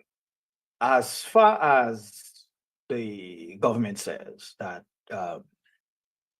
even his own attorney general and people who worked in elections said that there was no significant fraud to have changed the outcome. That's what they say. And a few cases that occurred, people were convicted, arrested, convicted for fraud, happened to be trying to vote twice, right? And a few of most of those people were Republicans. So I'm not saying they're the only ones. I'm just saying those are the few cases that we know that happened. So it doesn't. It just wasn't. There was not significant fraud, voter fraud, to have changed the outcome. One of the things that occurred is, well, so I think the pandemic had a lot to do with how the elections turned out. And it's one of the things is that Democrats vote a lot. They do early voting and mail-in voting has been a Democratic voting manner for a very long time. Right? Republicans vote that way too, but most Republicans vote, at least in the past, would like to vote on election day, right? For whatever reason. So I think that played a huge role in how the 2020 election turned out. If maybe it was a normal election, who knows? Maybe he'd have won, but I don't think he's correct on these assertions. I think that, but I digress. I just wanted to ask you these few questions in reference to looking back, because you made mention earlier on about the politicians. I just wanted to find out from you what is your view in the present upcoming general elections in the United States, and I'm thankful for your insight in reference to what you were able to give us. But let's go back now to the Lakou, coming back from where you came from Grand Fond. When last were you at Grand Fond? When you went there, what did you like to see? I haven't been to Grand Fond for a while. Even when I left Grand Fond and went to school and then started working, I didn't really go up there very often. I'd go up on a weekend sometimes, especially during Fête Guafon and so forth. But I think Grand Fond remains a place close to my heart. I remember all of the places we used to go to, Okrong,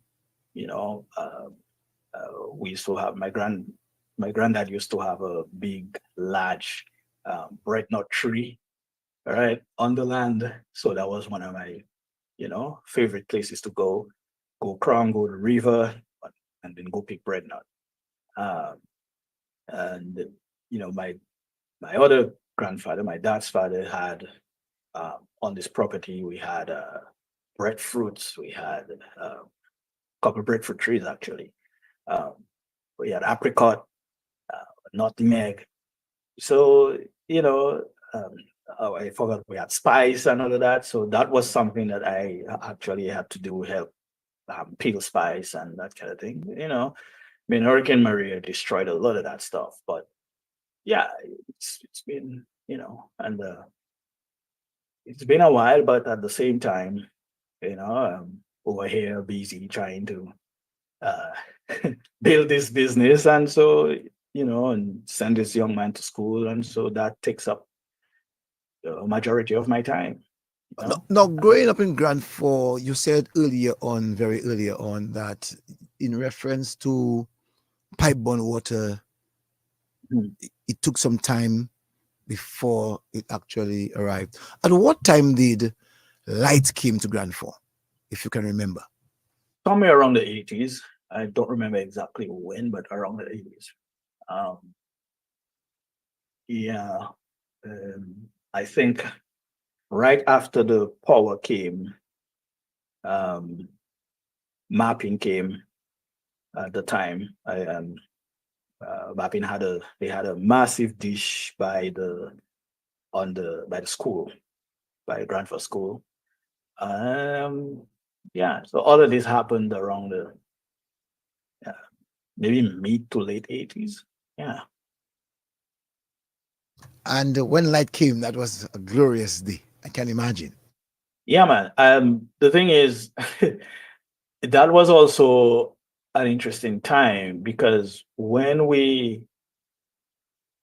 they brought power to Gradford, they came through the lake, right?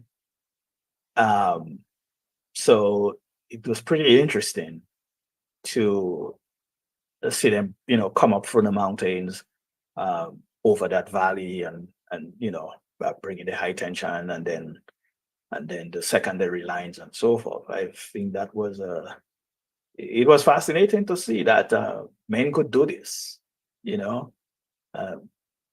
pull these massive cables and poles through the mountains. Think they had some tools to assist, like they called the monkey wrench at the time. I'm not sure what the actual word is, but so it was fascinating to watch, much like when they built the roads and resurfaced the roads and all of that. Kids, sometimes chasing down or running down behind the caterpillars, and sometimes jumping on it. And if the operator, he was a cool person, he wouldn't tell you to get off. But for the most part, you know how it is. Young people are, when they see something new and fascinating, you're interested and you want to know, well, how does this work? How does that work? That's to me how I remember it. I maybe misremember, whatever, but I think it's pretty. Toilets. What was the toilets? I know that you had no water, as you said, so you would have had your latrine. It's the pit latrine, right? I remember seeing my dad dig a few of them, whenever one becomes unusable because it's full or whatever over the years, you gotta backfill that and build another one somewhere else, or if you have the enough space, or you dig it deep enough where it doesn't fill up so quickly. But I remember seeing my dad having to build a couple of those. My grandparents, they didn't have to build more than one. I don't remember them building more than one. So maybe theirs was deeper. I don't know. But like I said, man, it's just fascinating to see how things change from where they used to be. And again, the one constant in life is change. It's And how we accept it. and that's important, the one constant is change, and according to you is how we accept it. Some of us accept it in a negative way, some of us accept it in a positive way, Mhm. but that's what life is. That's Change is exactly. constant, and we have to always make preparation for change. Yeah. And with change we can see our society growing or not. No, no, Yeah. no, no. Sam, you're now in the United States. That's where you're now making your living. That's where you're making your life. Any intention of getting your business to also be registered in Dominica? That would be great. That would be great. I mean, I would like to someday return to Dominica and retire there, if you will. Well, not necessarily retire. I don't necessarily plan on doing that. As they say, I'll sleep when I'm dead. But I plan on whether that is. I always want to be doing something. Whether that is writing and publishing books, or whether that is working on the computer, as long as my eyes allow me. I certainly would like to retire home. So, we got to find a way to make make the conditions conducive for, um, yeah, I I don't think know. I mean, your cousin said your cousin said go into Krong River bathing and collecting water. You remember that? oh, definitely. No, no, no. Well, we didn't really go to Krong to collect water. I think we went to Rongpan most of the time because Krong might have been a little too steep. We would go down there to go in the river, but I don't remember going Krong to collect water. I remember going Rongpan. Rongpan was Rongpan is one of the places where where you can get some of the sweetest water in Dominica. I mean, so there were two places. One was called um, oh my goodness, I forget it was just on my mind. I don't remember it. It was right before Rongpan. Um, I actually talk about it in my story in The Flying Crapo, the original book. Um, the first story in that book is me talking about one day my grandfather told me to go back there and get him fresh water for he used to use leeches. So he told me I had to go back there and get water. And at the time, I think other cousins were wrong and they were older than me, but he told me, and it was raining, and I had to go back there with his jerry can and fill out the water. And he told me, don't take water from that particular.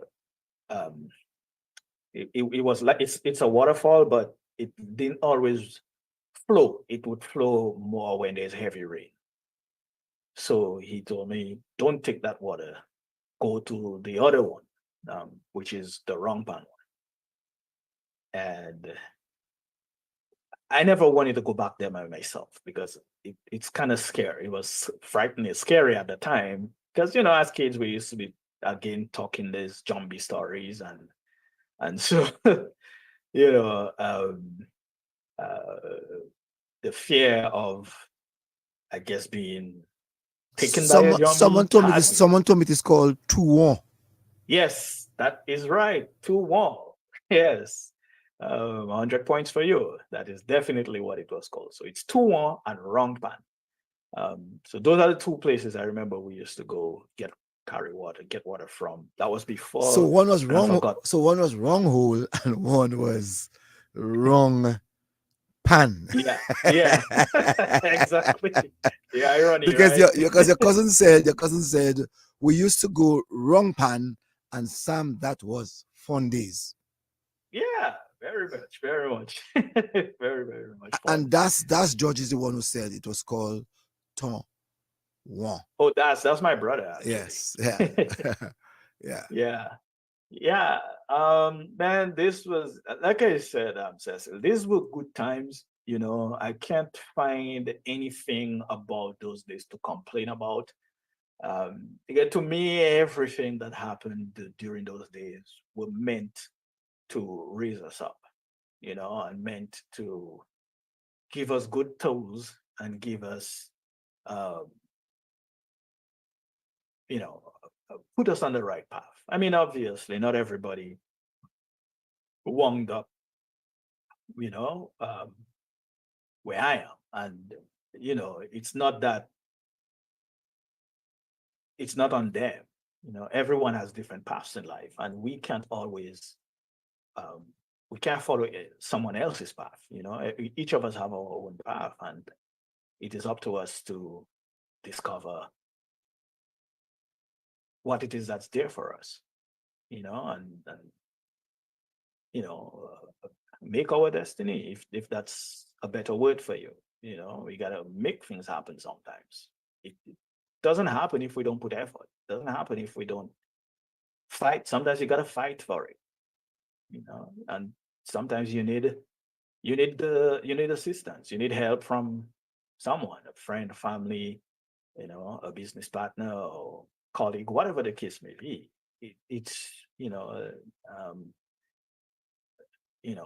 I think there used to be a saying that no man is an island. And that is very true. None of us can do anything in life without the help of someone else at some point in our lives. I don't believe that there is any such thing as a self-made person. If you're a business owner and you're making lots of money or whatever the case may be, you didn't do it by yourself. Because even if you're selling a product, you're not going to buy your own product, right? You needed the customers. So how are you a self-made person? Maybe you work hard, yes, to get there, but you didn't do it on your own. No one can do anything on their own. None of us. At least I don't think so. And maybe there's someone who's done it by themselves. I don't know, but I don't think we can. I think we all need each other, and we all have to find ways to work together, even when our opinions differ on anything from politics to religion. We still have to work together because we live on the same plane of existence. We live on the same planet. So You said before you go tonight, you want to tell us a little bit more of some of the people that you work with, especially Man's audio-visual production. Is there an opportunity to tell us now? Yeah, so like I said, with TDN Network, we run a radio station, online radio station, and by the way, during Hurricane Maria, lots of people might remember that myself and Dr. Fontaine and people like Nicole Georges, even Anthony Drago, some other volunteers came on board and helped us to bring the news and bring the information to our people. As a matter of fact, during the day Hurricane Maria hit the island, by the time the power went, we were the only ones still on. In fact, we had taken over Q95's FM and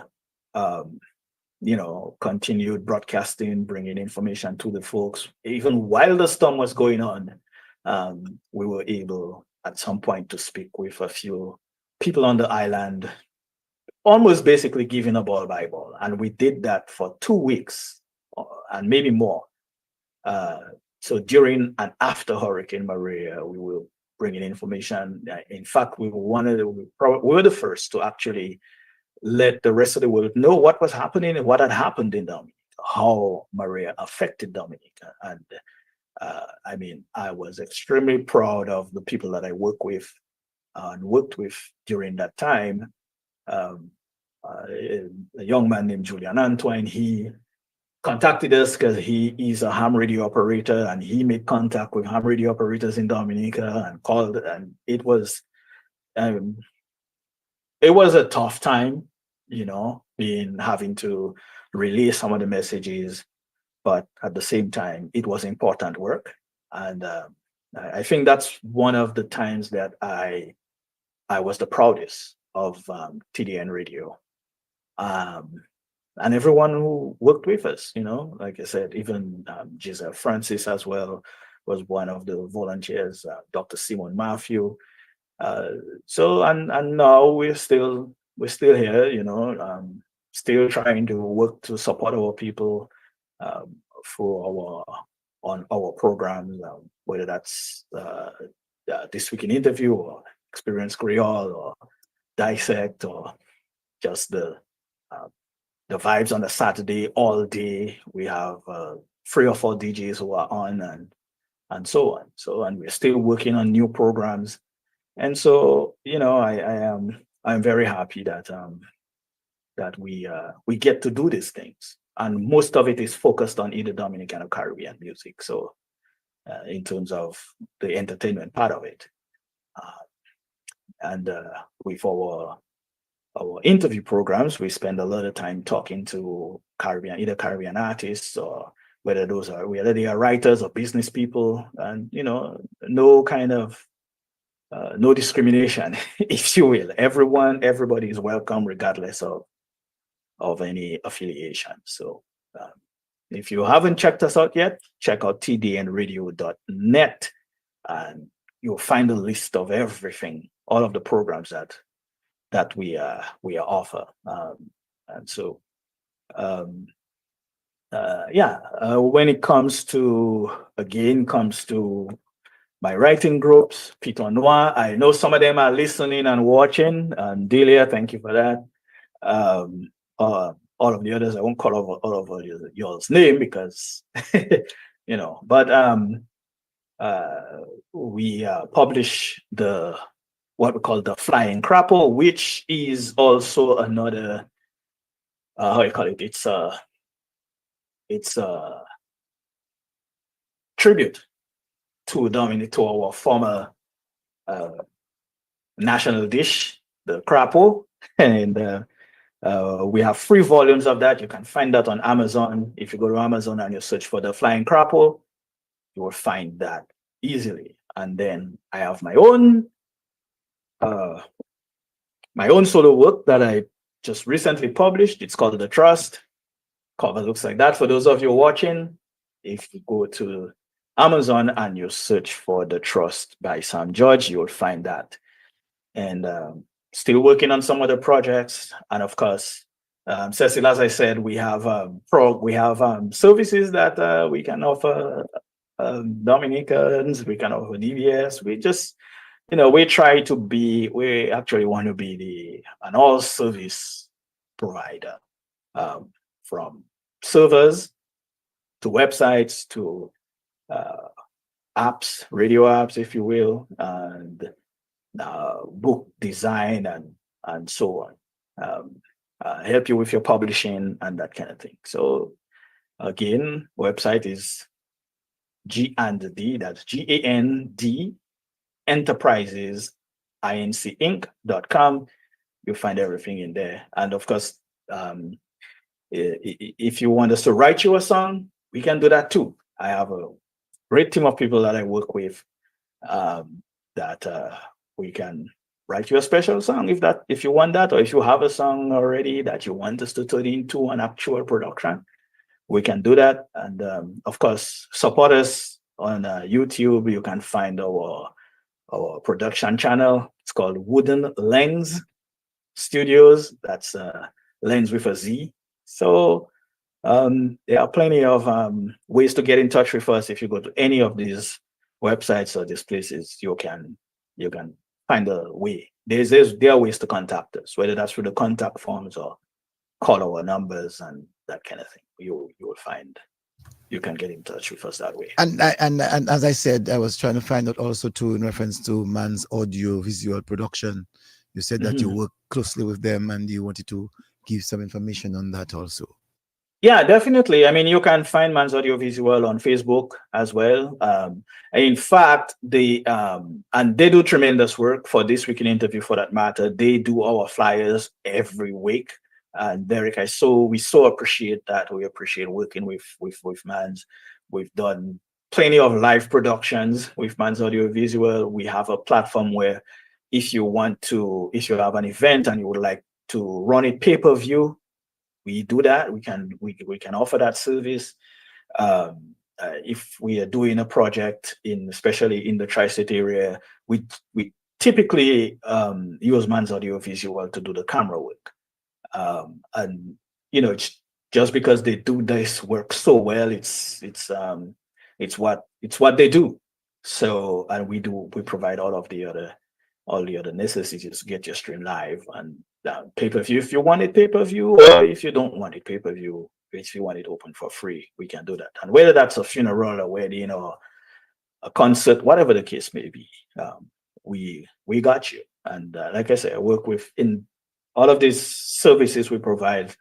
We work with some great teams, some great people who everyone works hard and does their job, does their part, and so on. So we're here, like we offer procurement services as well. So get in touch, and I'm pretty sure there is something we can probably provide for you. And going back to Man's Audio Visual for just a moment, the song you played, well, two of the songs you played, that's Sapa Bon and your track, Cecil, Just One Night. They did the music video for that, and you can find both of them on the Wooden Lens Studios YouTube channel.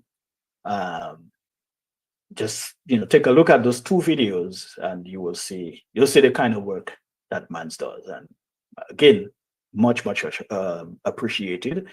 And you can also find us on Spotify and all of the other digital platforms out there. You can get the music, listen to the music, and support us, subscribe to the channels where that's available. And we got you.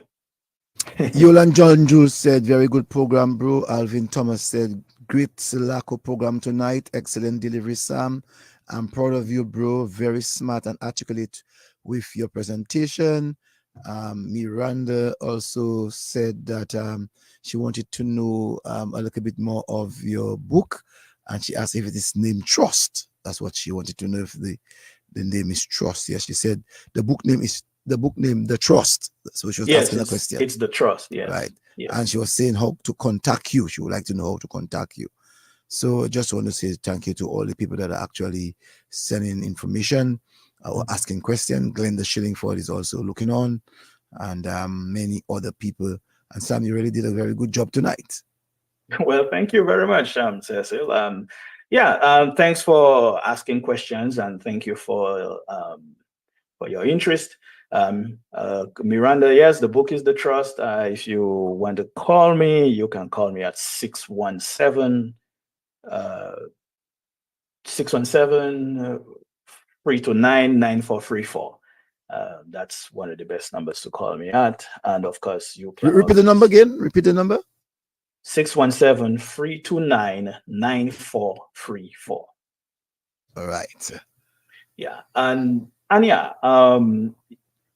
if you are if you're interested in any of our services, or if you just want to learn more about the books and so on. Of course, Alvin, my brother, thank you. And Anthony, thank you for always supporting us. My brother Steinberg Henry, Dr. Steinberg Henry. Thanks for this awesome and great, insightful conversations. And so, of course, one of my best and customers is Miss Lorraine Delsol out there in Canada. She texted me earlier and said she was watching on DBS, and so all of the folks and the TDN staff, TDN people, GNE Enterprises folks who are watching and listening, I appreciate you all, and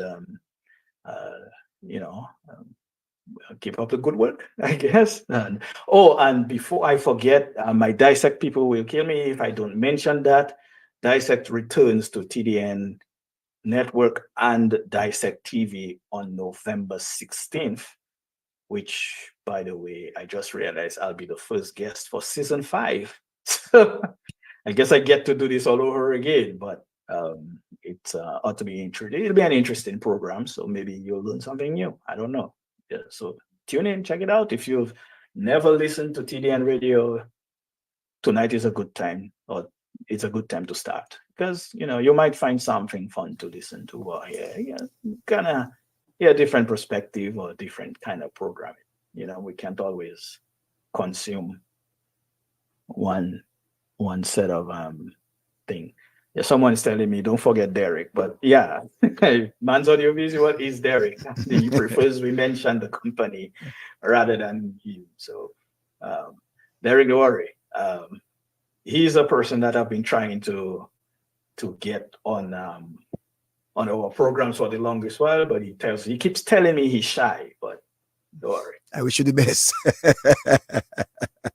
I know. I wish you the best. No, someone is saying I did not get the number. So it's 617 329 329 9434. 9434. Okay. So And you can call anytime between 9 a.m. and 6 p.m. weekdays. 617 329 9434. That's the number you can call in. That's right. Okay. Anytime between business hours, because I tend to I try to not do these things during after hours. I'm still working, but that's when I am writing or doing things or trying to spend time with the family. Right now it's just my wife and I at home because my son isn't there. The older one is out on his own with his own family. So trying to improve on spending time and that kind of thing. So Sam, it was a real great night. I enjoyed speaking with you. I told you that 3 hours is going to run quickly. No, we have 3 hours and 45 minutes. I told you, especially when you're giving information to people, it excites you. It gets the people excited too. Yeah. One of the programs I almost forgot, and it's because I see the host was just actually calling me. It's called Believe What's Written, and he does that program on TDN on Thursdays and Fridays. You have to pay me for that, right? Well, I told you I'm going to talk about everything, so But So, yeah, I'll send you the bill later. Yeah, we'll talk. I just think it's an interesting program that folks can check out, especially if you are into speaking about the Bible and that kind of thing. So, like I said, we have different programming for everybody, that people can check out. And so, check him out on a Thursday night, 8 p.m. Weekdays, Thursdays and Fridays. So might find the topic he's covering to be interesting. So check it out. So as we come to the end, Sam, tell us your last few words that you'd want to leave with the listeners and the viewers. Last few words for tonight would be keep working towards your goals, especially our young people. Don't give up. Life is not easy. Life is not fair.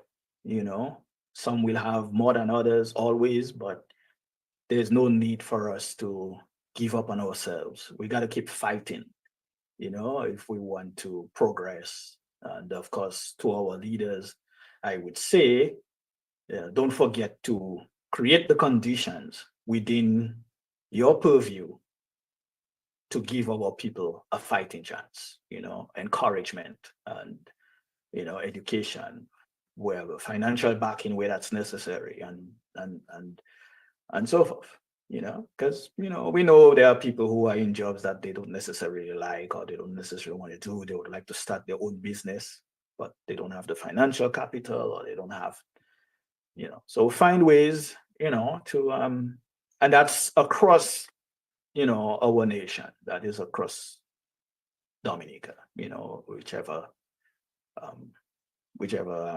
group you come from. So I would say, we all need each other. So we got to remember that. And, sometimes it's better to work together than to fight. I want to agree that it's better that we always work together than we fight. I like to say that we can disagree to agree, but Yeah, it's not good to yeah, fight.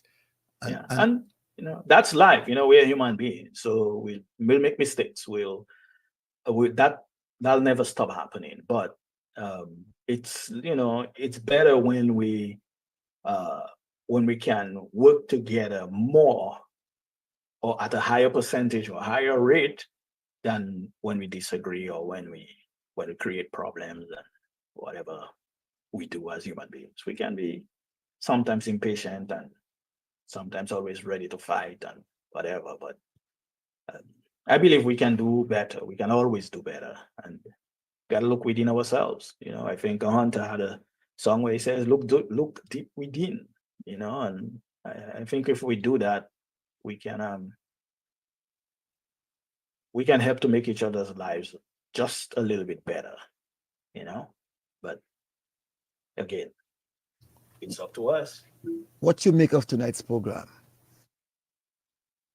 Interesting. I've never done a in-depth interview like that. Like I said, I'm the guy who I don't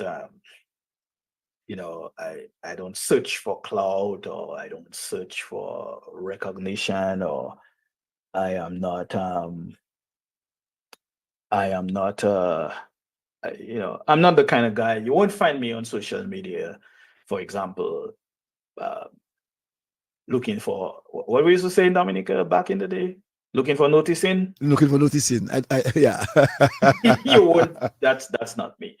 I like to be in the background, working with people and supporting them, and with whatever resources I can offer, whether that's knowledge or information or whatever the case may be. That's who I like to be. And after tonight, I'm gonna go back to that. Until someone else calls me or asks me. So I just I don't I like to be basically the producer rather than the host. for If I pers- have to do it, I'll do it. But for people that are listening to us and viewing, I just want to say to you that the cricket CPL is still going on. The Kings, St. Lucia Kings, they are batting. They are now 100 and I'll get to the scores in a while. 108 for 4 in 16.3 overs. They are chasing 149. They have 41 more runs to win out of 21 balls. Chase is batting well. He's on 34 with Jones now on some 29 runs, just got a 4. So the 20 more balls, 27 more runs for the St. Lucia Kings to win. And just want to inform people who are actually listening to us and are not able to get the scores as it's going along. Okay, so yes, Sam, very good yeah, program tonight. Very good program tonight. I must admit. I enjoy thank the you. conversation with you. I enjoy the information that you were able to give and to disseminate to our listeners and viewers. And I'm sure that they too enjoyed every bit of what you said, especially dealing with the issue of AI. Yeah, I hope so. I mean, I hope I was able to disseminate some useful information, and as I said, I'm not the person who you will find looking for what we call or used to call noticing. But if I speak, I like to be able to give people good information, things they can act on. Someone want to say something to you, hi, or something. Let's see what the person has to say. Good evening. Yes, good night. Good night, Joseph. Good night. Okay, good night to you, gentlemen. Yes, sir. I didn't pick up his name. Yeah. Sam George. Sam George. George, good night. I just come in session and I heard the young man speaking. I don't know which part of the world he is. I really like to have a conversation with him, but I just come in. So I would like to leave my number. You can always give me a call on WhatsApp. My number is 265-9673. My name is Ronnie. I'd really like to have a discussion with you, but I realize the program is kind of closing off. So, so I just appreciate your vibes. It seems like you have good vibes. I think that's what we really need. That's what we really need. And Mr. Joseph, I have Yes, something sir. to tell you. I have something to tell you, Mr. Richards and Mr. Zazak. They're doing some excellent work with tires, like they can make a settee out of tires. I think you should take a sample and display it somewhere. Tell him you need to have an exhibition for the Independent. That's your former radio personality guy, Mr. Richards in Pottersville. Doing some excellent work, man. If you see some work the man doing with tires, they're making a settee like with chairs and glass tables. I tell him you need to put an exhibition by the road in Pottersville, at least for the Independent. Brother, keep on doing the good work to put Dominica on the map. Yeah, thank you, sir. Tell me your number again, please. My number is 265 Mhm. 265 9673. I also have a Facebook page with my product at ronnieharper.com. Okay. If you go on that email, you'll see my products and you can stroll up on it. You might see 2 videos where I make some local products, so you can look up on that. And my email is also Magic Garden, but I have a Facebook page which is ronnieharper.com. And you could see Ronnie some of my Harper? products. Is that there. Ronnie with Yes. IE or NNY? No. RONNIE Okay. Okay. HARPER Harper. All right. So that's All right. you could click up on my Facebook page. You could see the products I do. Have a good night, brother. I got you. Thank you. Thank you. We'll Thank you, definitely Ron. look it up. Yeah, Thank thank you. We'll Yeah, be in touch. Thank you very much. Yes. Last words. What else can I say? I think I've said quite a bit tonight. I think I mean, yeah, we just gotta, like I say, find ways to work together. American politicians like to say things like there is more that brings us together than what separates us, or something to that effect. I don't remember the exact quote, but so we are human beings, so we got to find ways to lift up each other, lift up one another, lift up each other. Help us build ourselves, build one another, regardless of where we come from or whatever. If we are all trying to go in the same direction, then we got to find ways to work together. That might be hollow words to some folks, but I think we can do that because other countries have been able to do it. So why can't we? We are no different from Germans, or Americans, Singapore. or, in certain terms, in certain areas, we are not different. We're all human beings. So it's up to us, and Dominica, if we love Dominica, like we always claim, then what do?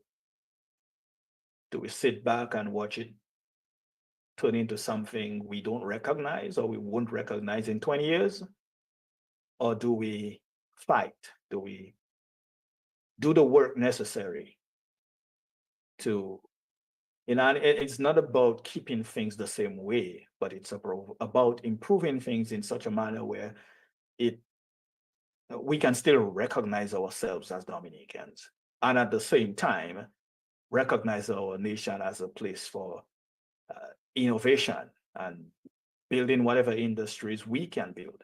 We have plenty of Dominicans who are extremely talented. They are great singers, musicians, and writers, all of that, and whatever other fields. But not everyone can be a singer. Not everyone can be a writer. Not everyone can be a lawyer or a doctor.